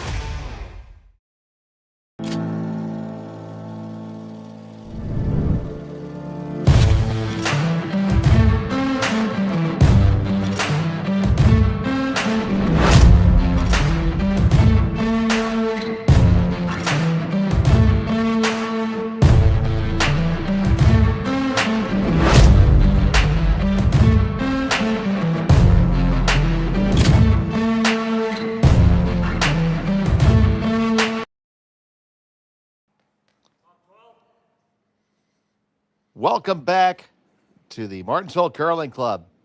It's all tied up. We're playing the 6th-10. Team Cooey has the hammer, throwing the yellow stones. It's been a back-and-forth affair with 1 blank in the books. And a solid deuce there for Team Stopera there in 5, Sean. Yeah, it was, although, set up by a questionable last call for the Cooey team. Made the deuce pretty easy, had an outside chance for 3. We talked about the different scenarios that come about as a result of the different rules here. Here's one that I think is going to get interesting in this sixth end. Kevin Cooey will take a single point here. The reason why? Stopera can't blank the seventh. Correct. So you take a single here if you have to. Like if the house was open, I wouldn't. There's no chance I would blank this end. You take one. You've already got him forced in 7, and that means you've got the hammer coming home. And if he doesn't want to take 1 and 7, he has to give up a steal. So then you're 2 up coming home.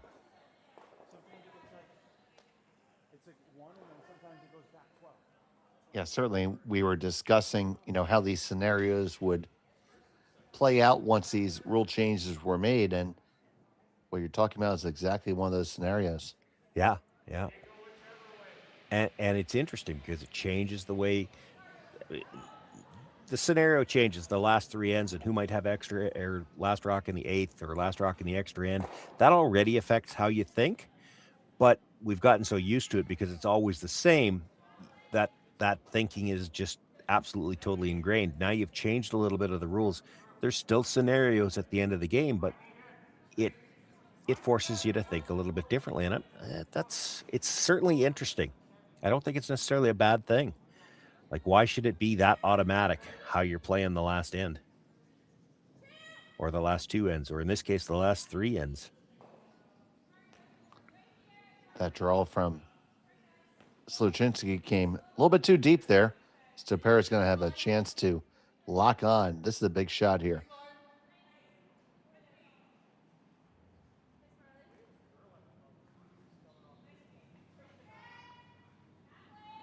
Chance to flip the script real quick.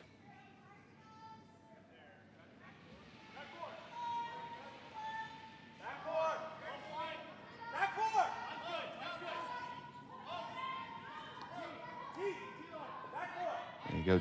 T-line back 4 is the call.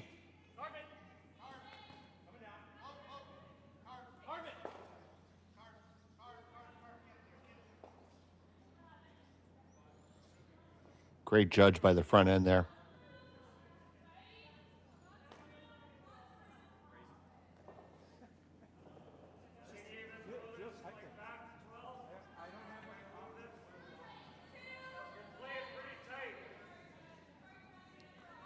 They can afford to play this one tight. It's the 6th stone of the end, so if you happen to rub that guard on the way by, there's no violation of the no-tick zone.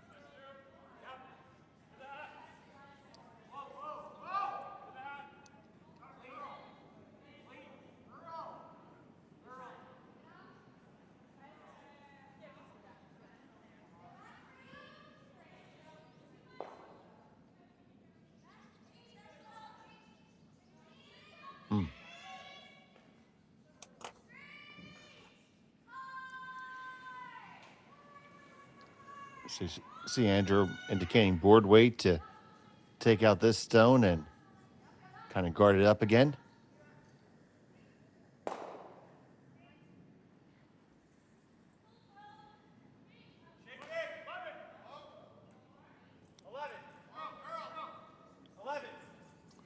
Eleven's a little bit more than board weight.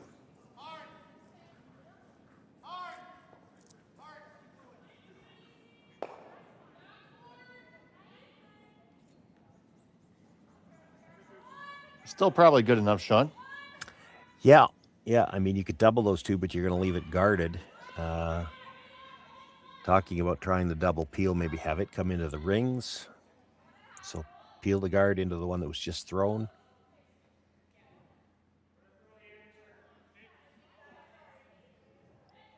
It's as much about opening things up as it is about trying to get to the ones in the 4 foot. But there is a chance if you hit it right, it could get in there, move some things around.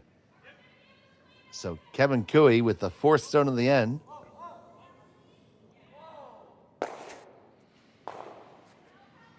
Ends up leaving that guard there for Stopera. And now it's a Stopera stone.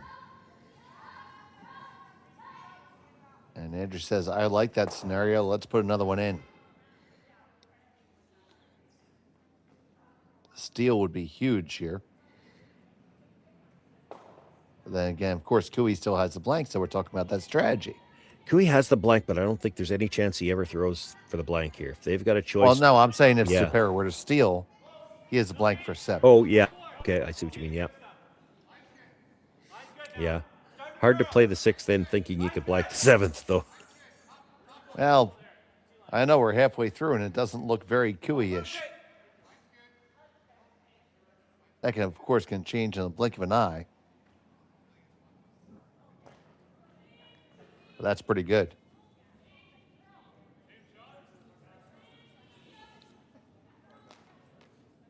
One and 2 for Team Stopera. Can you hit this exactly the way you hit it the last time? And that's not the way you were trying to hit it the last time. Kevin Cooey.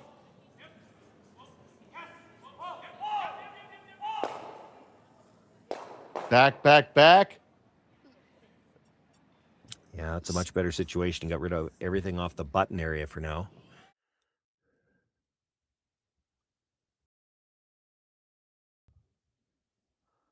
How many times have we seen shots like this?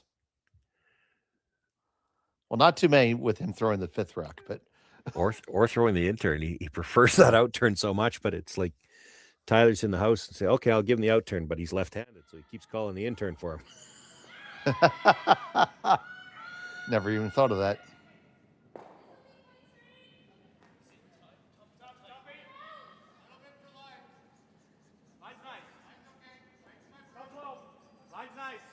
I reckon that after these, years, Kevin Cooey's figured out how to throw an intern as well. Oh, he throws them both great, but he's just, there's that comfort factor with him in the out turn.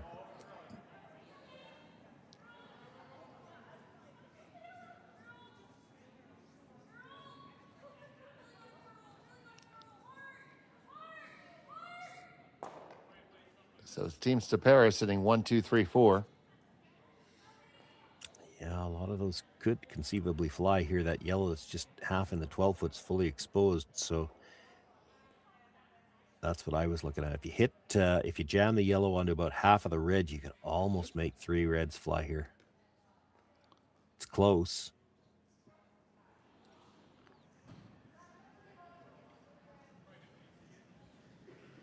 Plus, it gets rid of another rock. Like by making this, your shooter's going to roll away. Well, that one guard by itself that's just over the hog line, that's not guarding anything. So there's no more. The come around's not really that helpful anymore.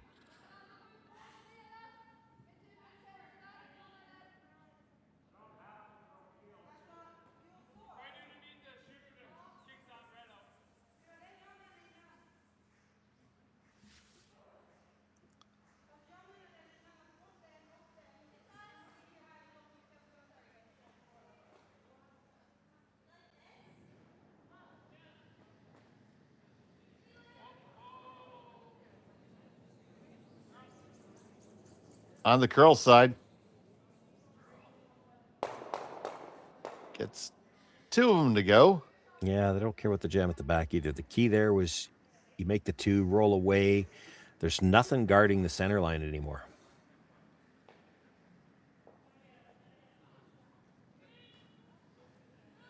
Not really much Stopera can do except play for the force at this point in time. And as we said, coming into this end, I don't think the force is bad for Cooey because he's already got the force in 7. Correct.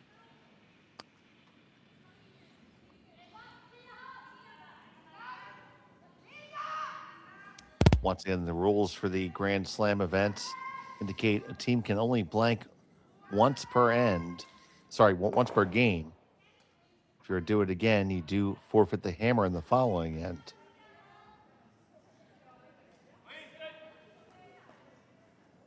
Team Stopera has already blanked.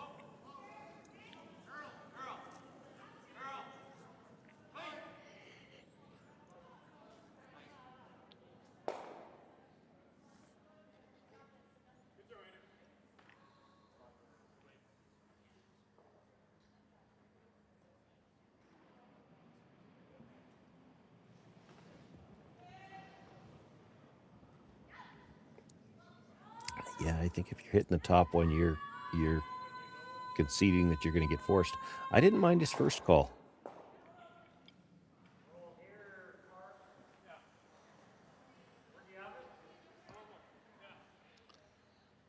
The little pop and flop under. Yeah, it's just, I mean, the guard, if you look at the overhead screen, it's not even in play. It's So, not a guard. It's not a guard. yeah.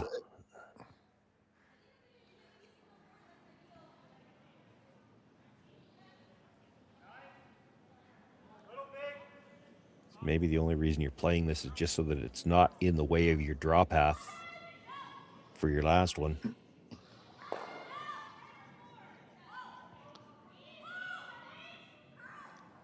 Does spill out.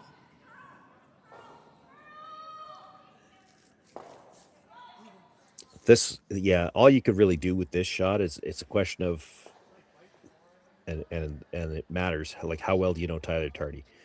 And I can't honestly say that I know which turn he would prefer to play. They're going to try to bury it, but again, the guard's so high, burying it really doesn't matter. Do you try to, I'd be more tempted to try to cut off one of his draw paths and make him play the one that he's least comfortable with. But you'd have to know which one that is. And I just, you know, I haven't seen him throw enough. It doesn't appear to be a weakness in his game.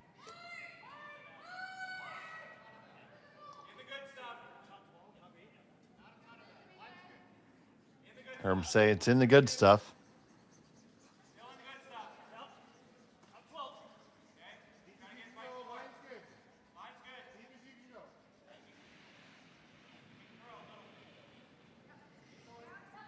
And they're going to drag this all the way to the top of the hat. Does leave Tardy an opportunity to play it via hit. No, it really doesn't. If he hits it, he wouldn't be shot rock, so he's going to have to draw.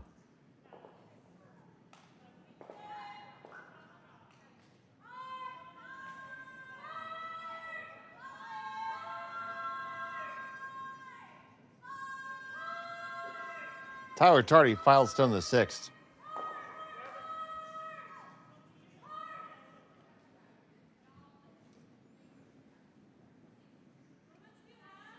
Not even a brush stroke. Yeah, this is going to have to slow down. Well, it's curling now. That's usually a good sign. There you go. That looks perfectly fine. Single point on the board for Tardy. Stopera has a hammer and 7 when we come back. Welcome to the rockshop.net, the official store for the Grand Slam of curling. Whether you're looking for the best hats, stylish clothing, fun toys, or unique accessories, the Rock Shop has it all. Shop online anytime at therockshop.net for exclusive Grand Slam of curling gear, or come see us in person at your next event. Therockshop.net, where fans find their favorite curling gear.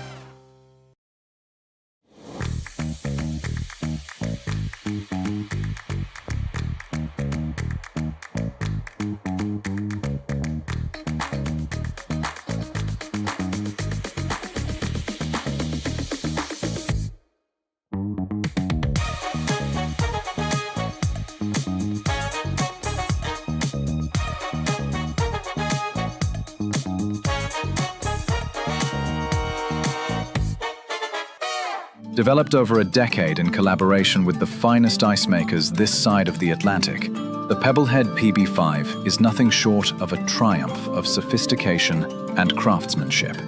Weighing less than half its lumbering copper predecessors, yet boasting tenfold their durability, the PB5 delivers perfect, consistent ice, time after time.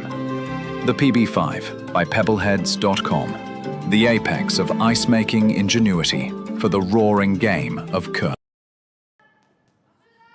Welcome back to Martensville. It's Kevin Cooey with a 1-stone lead. Andrew Stopera has a hammer.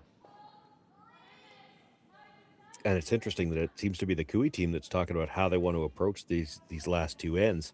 Because we were talking during the break, I think it's Stopera that's kind of up against it here. For Cooey, you know Stopera can't blank this end. So it's real easy to force him. Just play all-out defense, and he has to either take one or give up the steal. If he gives up the steal, he could have last rock coming home, but he'd be down 2. if you force him to one, you've got the hammer coming home. You see the time clocks. Both teams have over 8 minutes, which should be plenty of time. Team Stopera has both their timeouts remaining. Team Kui has used one. Yeah, I think this might have been the discussion. Like, are we trying full out to force him? And if we are, they might have played into the rings. He's playing the center guard here to start things off. And just hangs on to the center line. So here comes the corner guard.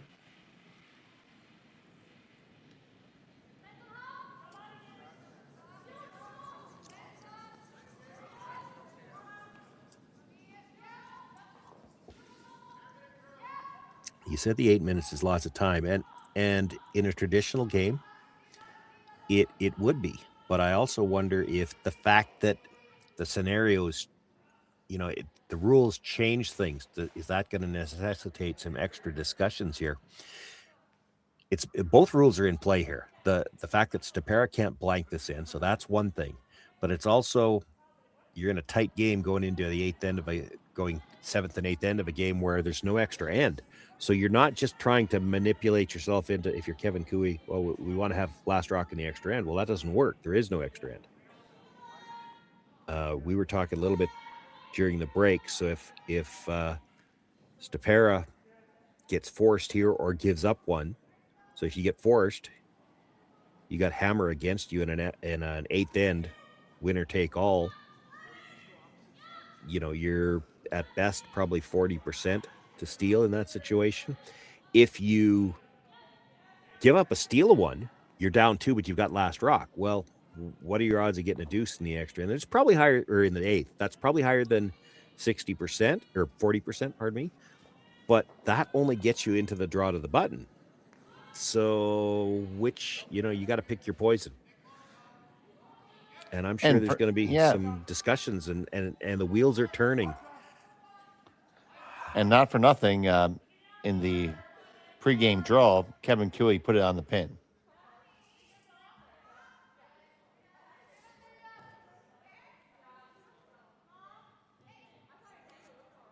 So you have the stacked corners.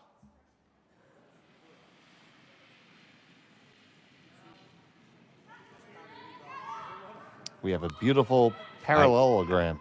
I think I that's what I was thinking. Kevin's going to look at just choking off the corner guards here. The corners are no good, so then Andrew's got to make a decision. Are we freezing the one in the middle? Are we coming around everything? Are we trying some kind of double peel, knowing that the more rocks you get rid of this early, the more chance you're going to get back to that potential blank situation? Let's assume this one's made. Do you then tap the near corner guard underneath the one that's just being thrown? Should be able to get around the outside to do that. Yeah, it wasn't made, so it wasn't made. So, yeah, I don't think you're moving any of the corner guards. You don't risk taking away your setup, because you take away the near one, the long one by itself isn't guarding much. Ooh, not drawing here. Playing this still kind of like a traditional setup, although not playing a straight double peel. He's just trying to get these off the center line. So my guess would be, and I don't know their hand signals, but this will not be peel weight, I would think. They're trying to just kill one center guard, roll the other one back to the corner, and roll the shooter to the corner and get a real cluster of corner guards up there. Yeah, that's a hand signal for normal. And that's more weight than I thought they'd be playing for what they were talking about trying to get out of this. Yeah, that's not a good result, because that tight guard was the one that was really something you could go around. I think Kui's peeling guards now. Can you make the double and roll away? That's the question. I don't see this going. Doesn't look like there's enough room between the two of them.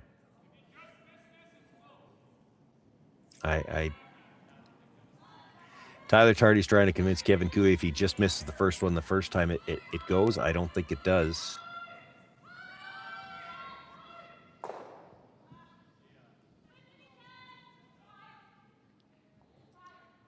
I'm not sure how else you could play it. I mean, it's tough to play the other one first because then you're liable to push the red towards the yellow in the rings.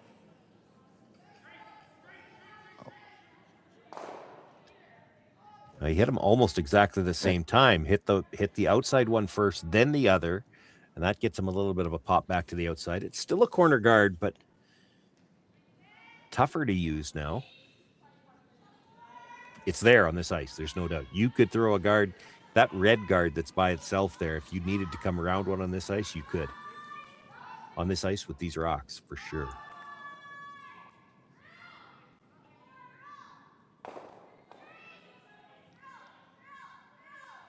So looking for the come around here.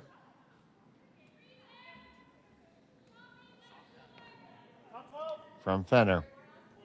Yeah, and he's going to have to be really patient here. You go back to that first end, and remember we were talking about how patient the Cooey team was. There were no guards on the center. There were rocks in the middle of the rings, but nothing near the 4-foot. He just ignored everything for the whole end and got his deuce.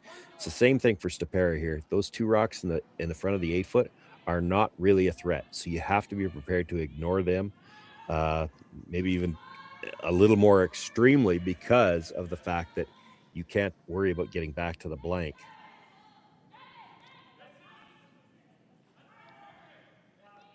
I think that was pretty well thrown stone. Yep.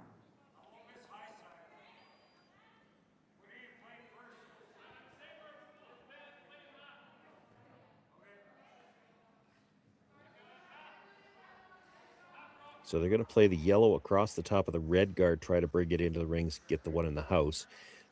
The critical thing here is just don't stuff it. It's not critical to get the one in the rings.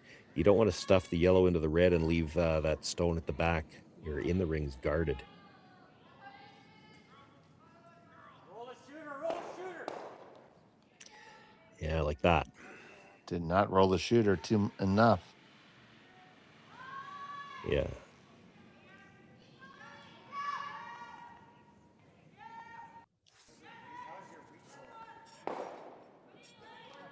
So Stopera calling to hit this one on the top of the hat and roll underneath the other corner.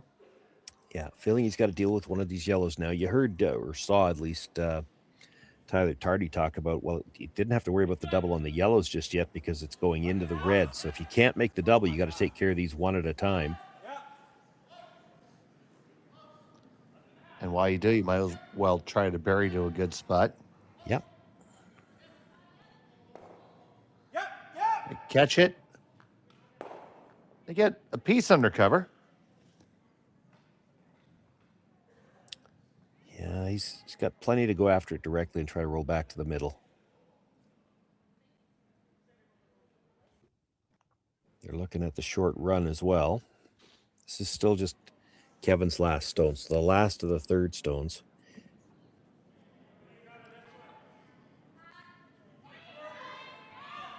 Asking Aaron how much he can see. And that's what's actually convinced him to go after the other one. If you know you can see 3/4 of that one, if you make the run back here, like this is the buried stone. The other one's still going to be open on the next one. They're not going to guard it.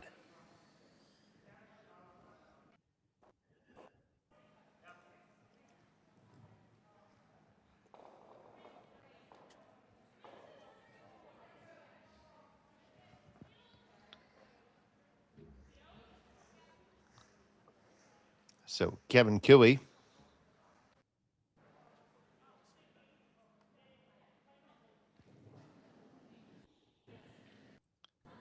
with his last of the 7th. So Chinsky on it the whole way, coast to coast. Catches it. Will it spill all the way? I don't think so.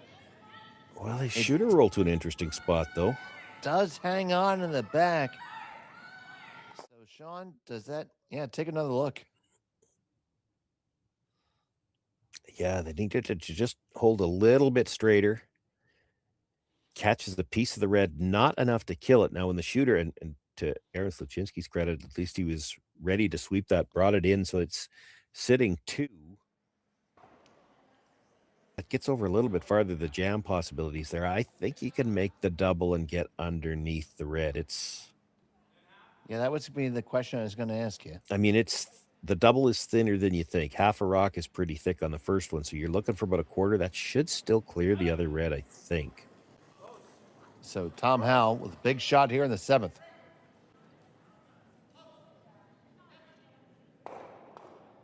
One and two, and there you go. Stopera line to 1, 2, 3. Now, does that leave the flat double for Tyler? I think it does. And then what can Stopera do? Like, he can't, if you make this double, he can't play the hit and roll back in behind the corner, because if he does that, he's jamming it on the back red. If he leaves a double anywhere and Tyler makes it, now you're back to, well, we can't blank the end.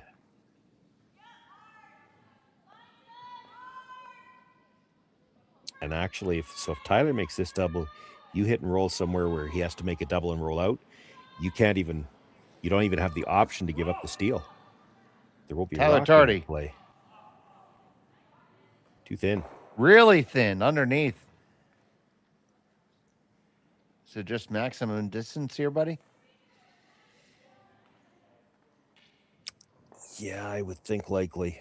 I mean, there's no way to take away all the double angles, but he scored 2 here. That's the best you could have ever hoped for anyway. 3 still a possibility. I mean, whatever double you leave him, he's still got to make it. There's no such thing as a gimme double when there's, 6, 7, 8 feet between them.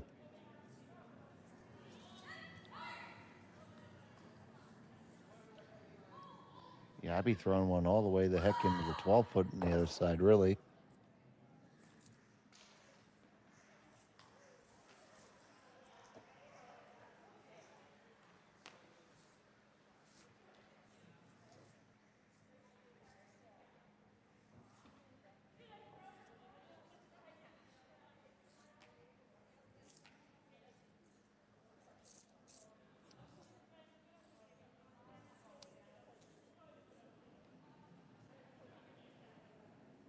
So Stopera looking to draw one in.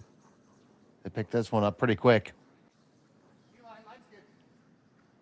Wheeler on the inside, Fenner on the outside.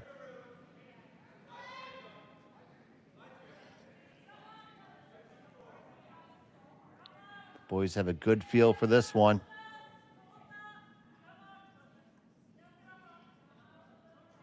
I think that's a pretty good spot, Sean. Yeah, I mean, the doubles are as hard as you can make them. This one's paper thin to get the one at the back.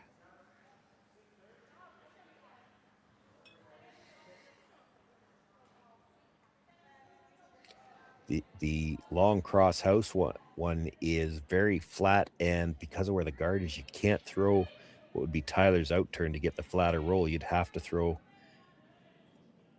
the turn where you're coming into it, and you'd gear into it, gear off of it a little bit lower. So he's going to play the thin piece, try to get the one at the back of the 12-foot. So on the way from Tardy, trying to make it curl. Means he might not have a piece yet. Has just a piece, and he catches it in the back. Tyler Tardy, how about that, sports fans?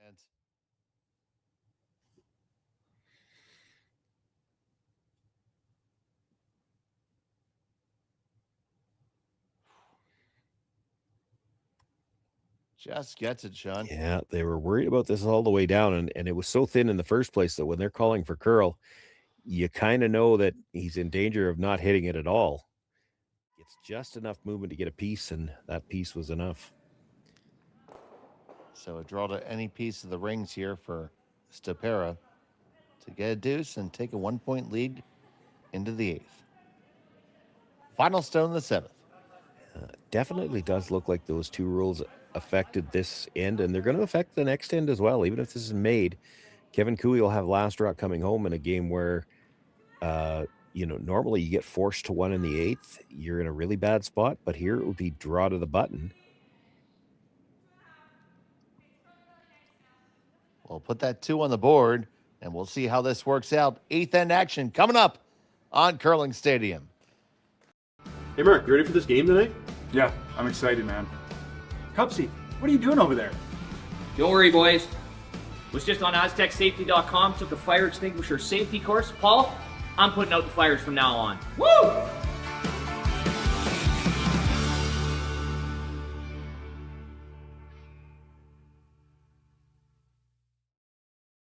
Welcome to the RockShop.net, the official store for the Grand Slam of curling.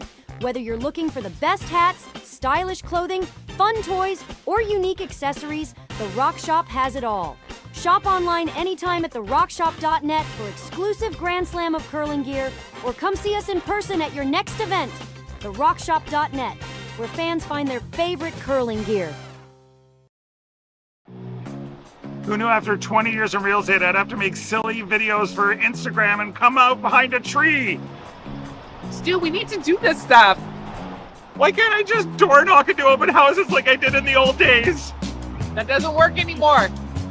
Okay, so it's because I'm sitting here behind a tree. Come use us for real estate.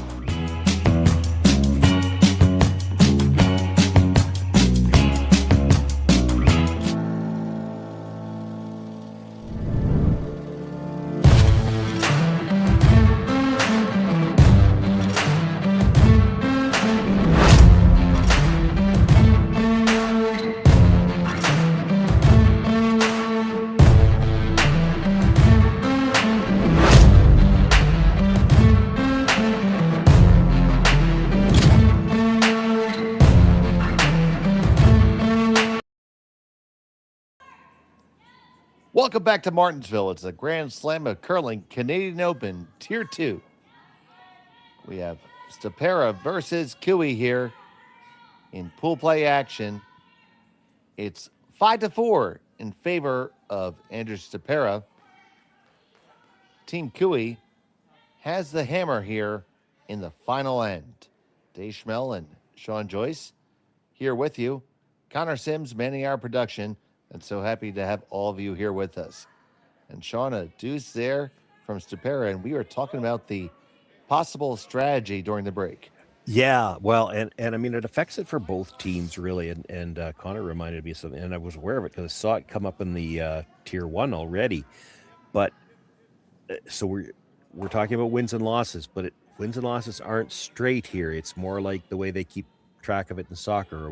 A regulation win is worth 3 points in the standings, and we don't have those standings on our score sheet. But if you have to go to the shootout, each team gets 1 point, and the shootout is just for the extra points. So the maximum you could get winning in a shootout is 2 points. Well, Kevin Cooey is 0-2 right now. So in order to get into the playoff picture, he more than likely needs a regulation win. He needs the full 3 points. Now, I don't know if either of his losses right now, whether he has a single point for those or not. That's the it's the interesting quirk in it, is that the software that updates our standings doesn't have that extra little wrinkle built into it. But so Kevin probably needs the 3 points right here now. Stopera come into this game with a record of 1-1. You could certainly see where they might feel like 2 might not be enough for them. It all depends on how things shake out. Certainly if they win their last 2, they should be okay. But does that mean they have to play for the hard steal here? And they started out with the 2 center guards, so it looks like they're playing it like a hard steal. It's going to make for an interesting last end here for sure. And the draw attempt from Sluchinski did rub off the Stopera rock, and this one's not making a round either, Sean. Yeah, early advantage in this end, definitely to the Cooey team right now.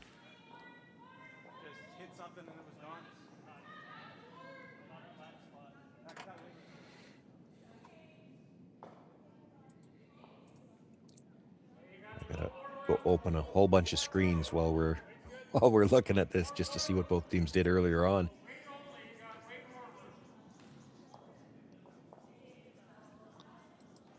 So Tardy trying to bring in Aaron's rock. Aaron says, I'll help.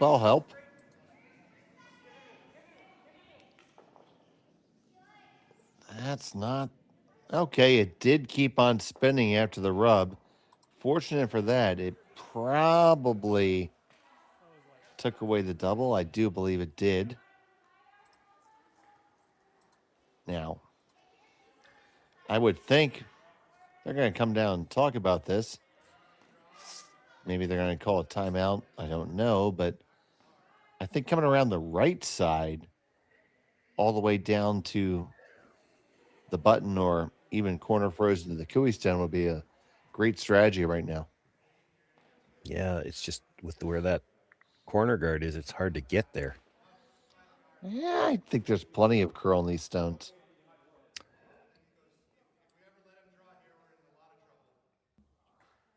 And we've heard from our research staff that Cooey does not have a point at all. Yeah, I've already got that far. Cooey doesn't have anything. And I haven't figured out whether Stopera's win was in regulation yet or not, but I just need to do a couple more mouse clicks. I'll have that one for you too. So timeout's been called by Team Stopera. Stopera's loss came in regulation. Or pardon me, his win came in regulation. So no, he got 3 points for his win.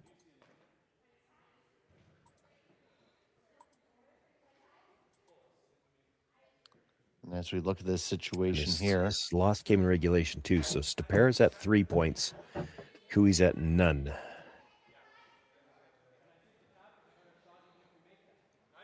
Yeah, so taking a look at this situation here. There's no way to double off the Cooey rocks. Well, there might be. I mean, they were talking about that. Could they see enough of it? If you can, it's just enough. And of course, then they're just going to come around again.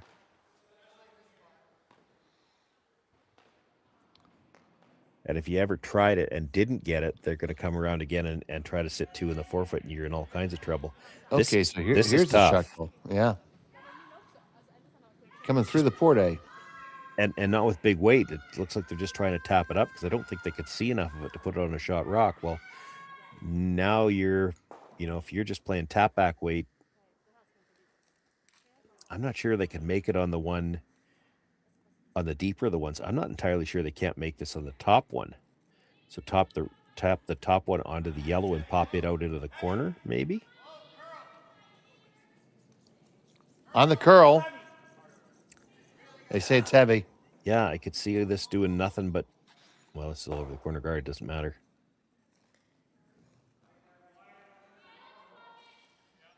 Well, if nothing else, it opens up the draw on that side, but yeah, let's see if Tardy elects to have Cooey go there first. If he had made the port on that, I think all he's doing is killing his own stone. Now, the shooter might roll in to be a biter somewhere, but that doesn't really help him at this point. Leaving the guard out there actually probably helps him more than anything else. Yeah, Kevin Cooey's going to come there first. This is not as easy as it looks. I mean, he can't come deep, obviously. Then he sets up the freeze. And because of the angle on the 2 reds at the top, like, he can't be too high in the 8-foot or he's going to be right into the run path on those 2.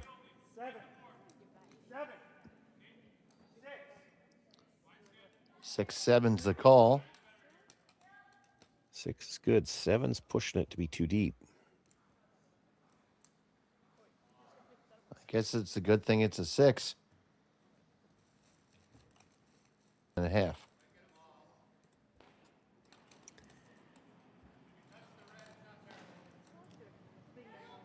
Andrew thinks they can get them all. It's debatable whether you can hit that thick enough to.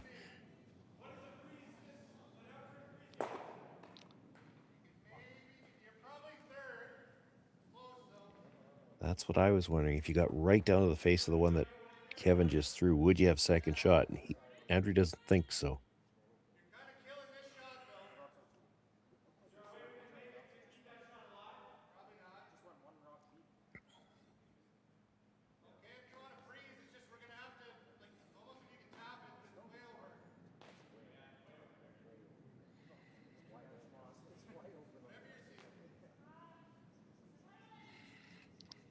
Kind of got to make a decision because they've already used the timeout.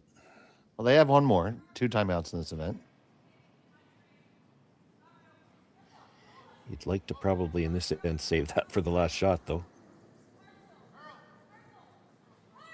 This one's way too far out. Yeah, I'm not sure it was there to get all three of them. He could drive it across the top of the one in the 4-foot and maybe get so then 2 of the yellows out, but he would have left shot rock buried.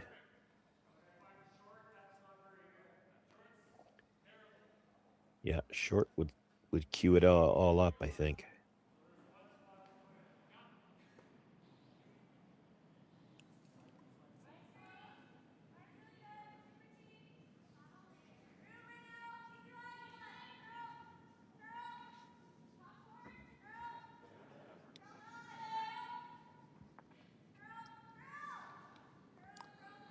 So Kevin Cooey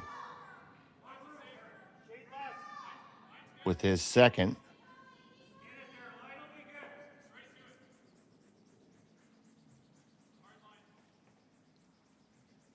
Aaron gets this one past the guard. Yeah, he's going to have to go for weight here. Going to be third shot. Yeah, but it's in the run path on those 2 reds. And I don't think he's got a choice.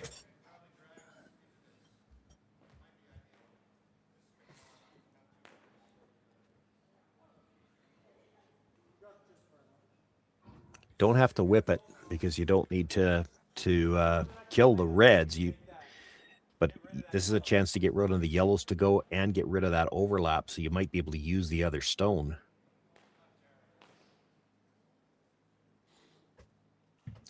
Talking about just trying to tap it back too, that's not a bad option.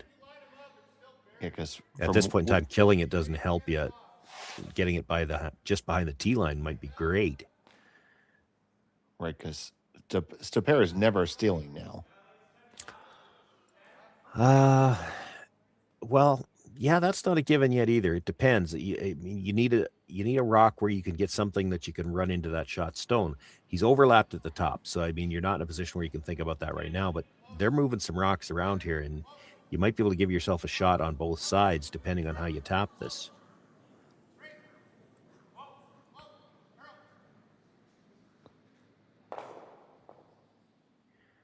Oh, I think I thought it would get a thicker piece of that yellow. That the only part that helps him on that is that he could see the red just outside the rings in enough to do something with it right now. Timeout called. That's their second. You see they have 2 minutes, 52 seconds. Team Stopera with 129 with 1 timeout remaining.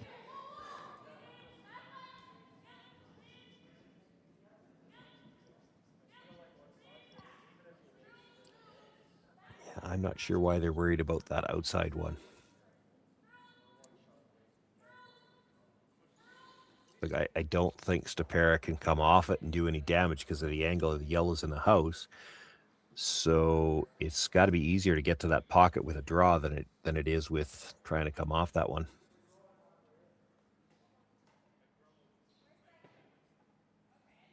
They're thinking about trying to roll it fairly flat and high. That's a different story than trying to get into the pocket. If you're trying to roll just underneath that red stone and take away the angle run in, that's a little bit more advantageous, but now you're playing a pretty flat roll, so you're throwing, you're not throwing bumper to hack if you're playing that, which is fine. I mean, you're not doing any damage out there.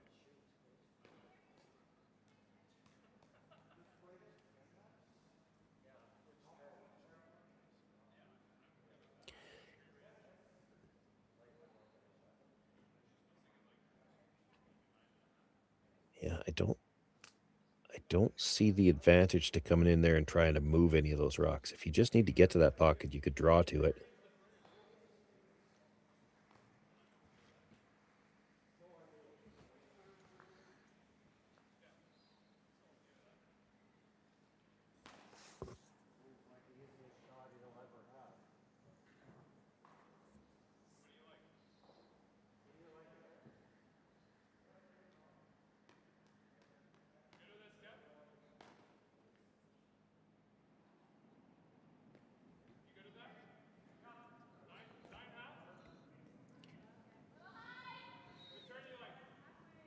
they're going to stick with that call. I actually liked it when they were talking about hitting a little thicker and rolling higher up and just cut off the run.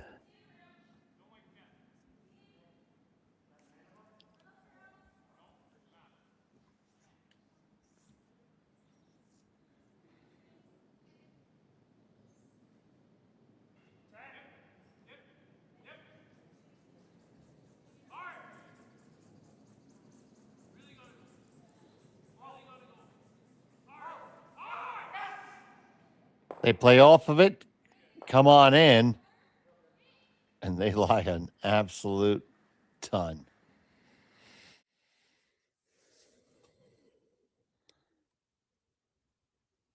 That's pretty much what they had in mind, and it jiggles it around. So the two rocks in the 4-foot that are shot in second, I don't see any way you're getting rid of both of them in one shot with what's available right now. There might be, boy, I don't even know if he could make the triple. Like that little spin up at the end really helped him. They're actually looking at the long run because the short run, it's hard to see anything good coming off that right now. Like if you just kill the two out of the top of the 8-foot, they come around, put another one in the top 4-foot, and I don't see how you even make him throw his last one. Currently less than a minute left. Yeah, they don't have forever to throw this one. I mean, they'll use their timeout to be able to throw the next one, but if he could get this just across the top of the one that Kevin just threw, coming from this angle, he might be able to triple 3 yellows. But you're a long ways out in front trying to run this back, trying to hit a very precise spot. Stopera with his first in the 8th. That's going to be out Runs there. it back, that's going to go way over the top.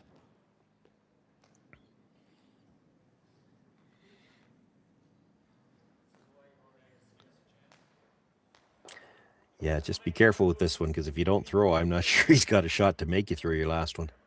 Like, you'd have to make a triple to make Tardy through the last one, and I don't know if there is one. Makes me think of that famous clip with Kevin Martin and Johnny Moe talking back and forth, and eventually Kevin decided to throw it away. Yeah, I'm not saying you need to throw it away, but you got to be a little careful with this one. The only way I see leaving a shot to get a pile out of them, and it's the angle on the red, he's coming from the wrong side to get them all. But if you ever move that yellow, the higher yellow, back a few inches, there then might be an angle. There might even be an angle to get 4 of them, depending how it sits. Now, I mean, he's still going to have a relatively simple shot for his last one, but you can make him throw it at least.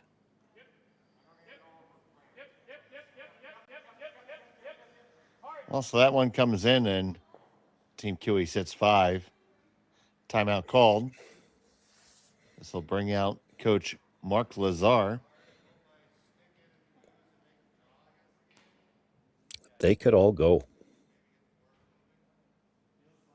if you can throw it hard enough, and you got to hit it fairly precisely. But red onto yellow, you need to hit the higher of the 2 yellows that are side by side. You hit it, just slice it. It comes across the top of the one at the back of the 4-foot. Those ones go. The one that just touches it is going to be spinning, come across the top of the other one. I mean, it's not easy, but I mean, if you don't throw that rock, this shot isn't even possible. I think it's physically possible. You're not going to see it made very often, but I think it's there to get all 5 of them moving. Well, here we go, guys. Hit what you can see. I don't even know if he needs to hit that much. I'm thinking half a rock. Because he's got to be across the top enough to make sure he catches the higher. You don't want to, if you dead stuff it, you're not hitting the higher one. You got to come across the face of it ever so slightly. So Stopera looking to move more than 200 pounds of Scottish granite.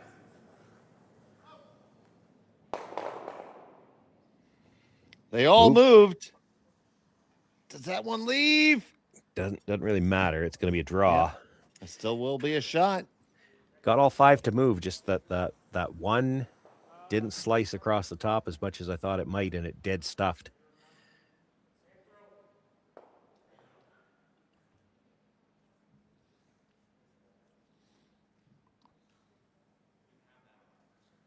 Still a lot of granite moving there, buddy. Yeah, but I mean, he didn't have to leave him a shot where he could even touch all 5.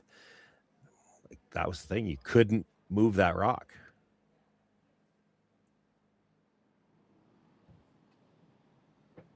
So, final still in the 8th. Tyler Tardy for the game.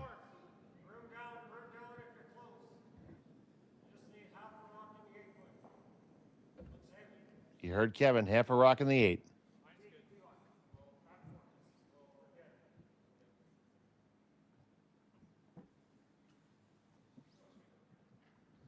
And Tardy delivers. That's a score of 2 and a win for Team Cooey. They have a 6-5 victory over Team Stopera. Yeah, and because of the standings, so it's 3-point win for Cooey. Stopera only had the 3 in his one win, didn't pick up anything in his loss. So both of them now at, both of them at 1 and 2 after that game. There is quite the mix of teams. I looked at the other score on the men's side. So we don't have any undefeated teams left in Pool B. And let me double check that, make sure that finished up the way I thought it did. Yeah, don't have any undefeated teams left in Pool B, and now in Pool A, there's just the 1. This is going to be an interesting final day here in this Tier 2, just to figure out who gets to the playoffs on Saturday. It certainly will be, Sean. And tomorrow morning, we have action for you on Curling Stadium at 8 o'clock Central Time. We have Yamaguchi and McDonald. That will be myself and Sean. And the other featured match will be Wayno versus Baldick. You can join Matt Sussman on that call. But for right now, for Sean Joyce and Connor Sims, I'm Dave Schmel. Thank you for watching the Grand Slam of Curling on Curling Stadium. Good day.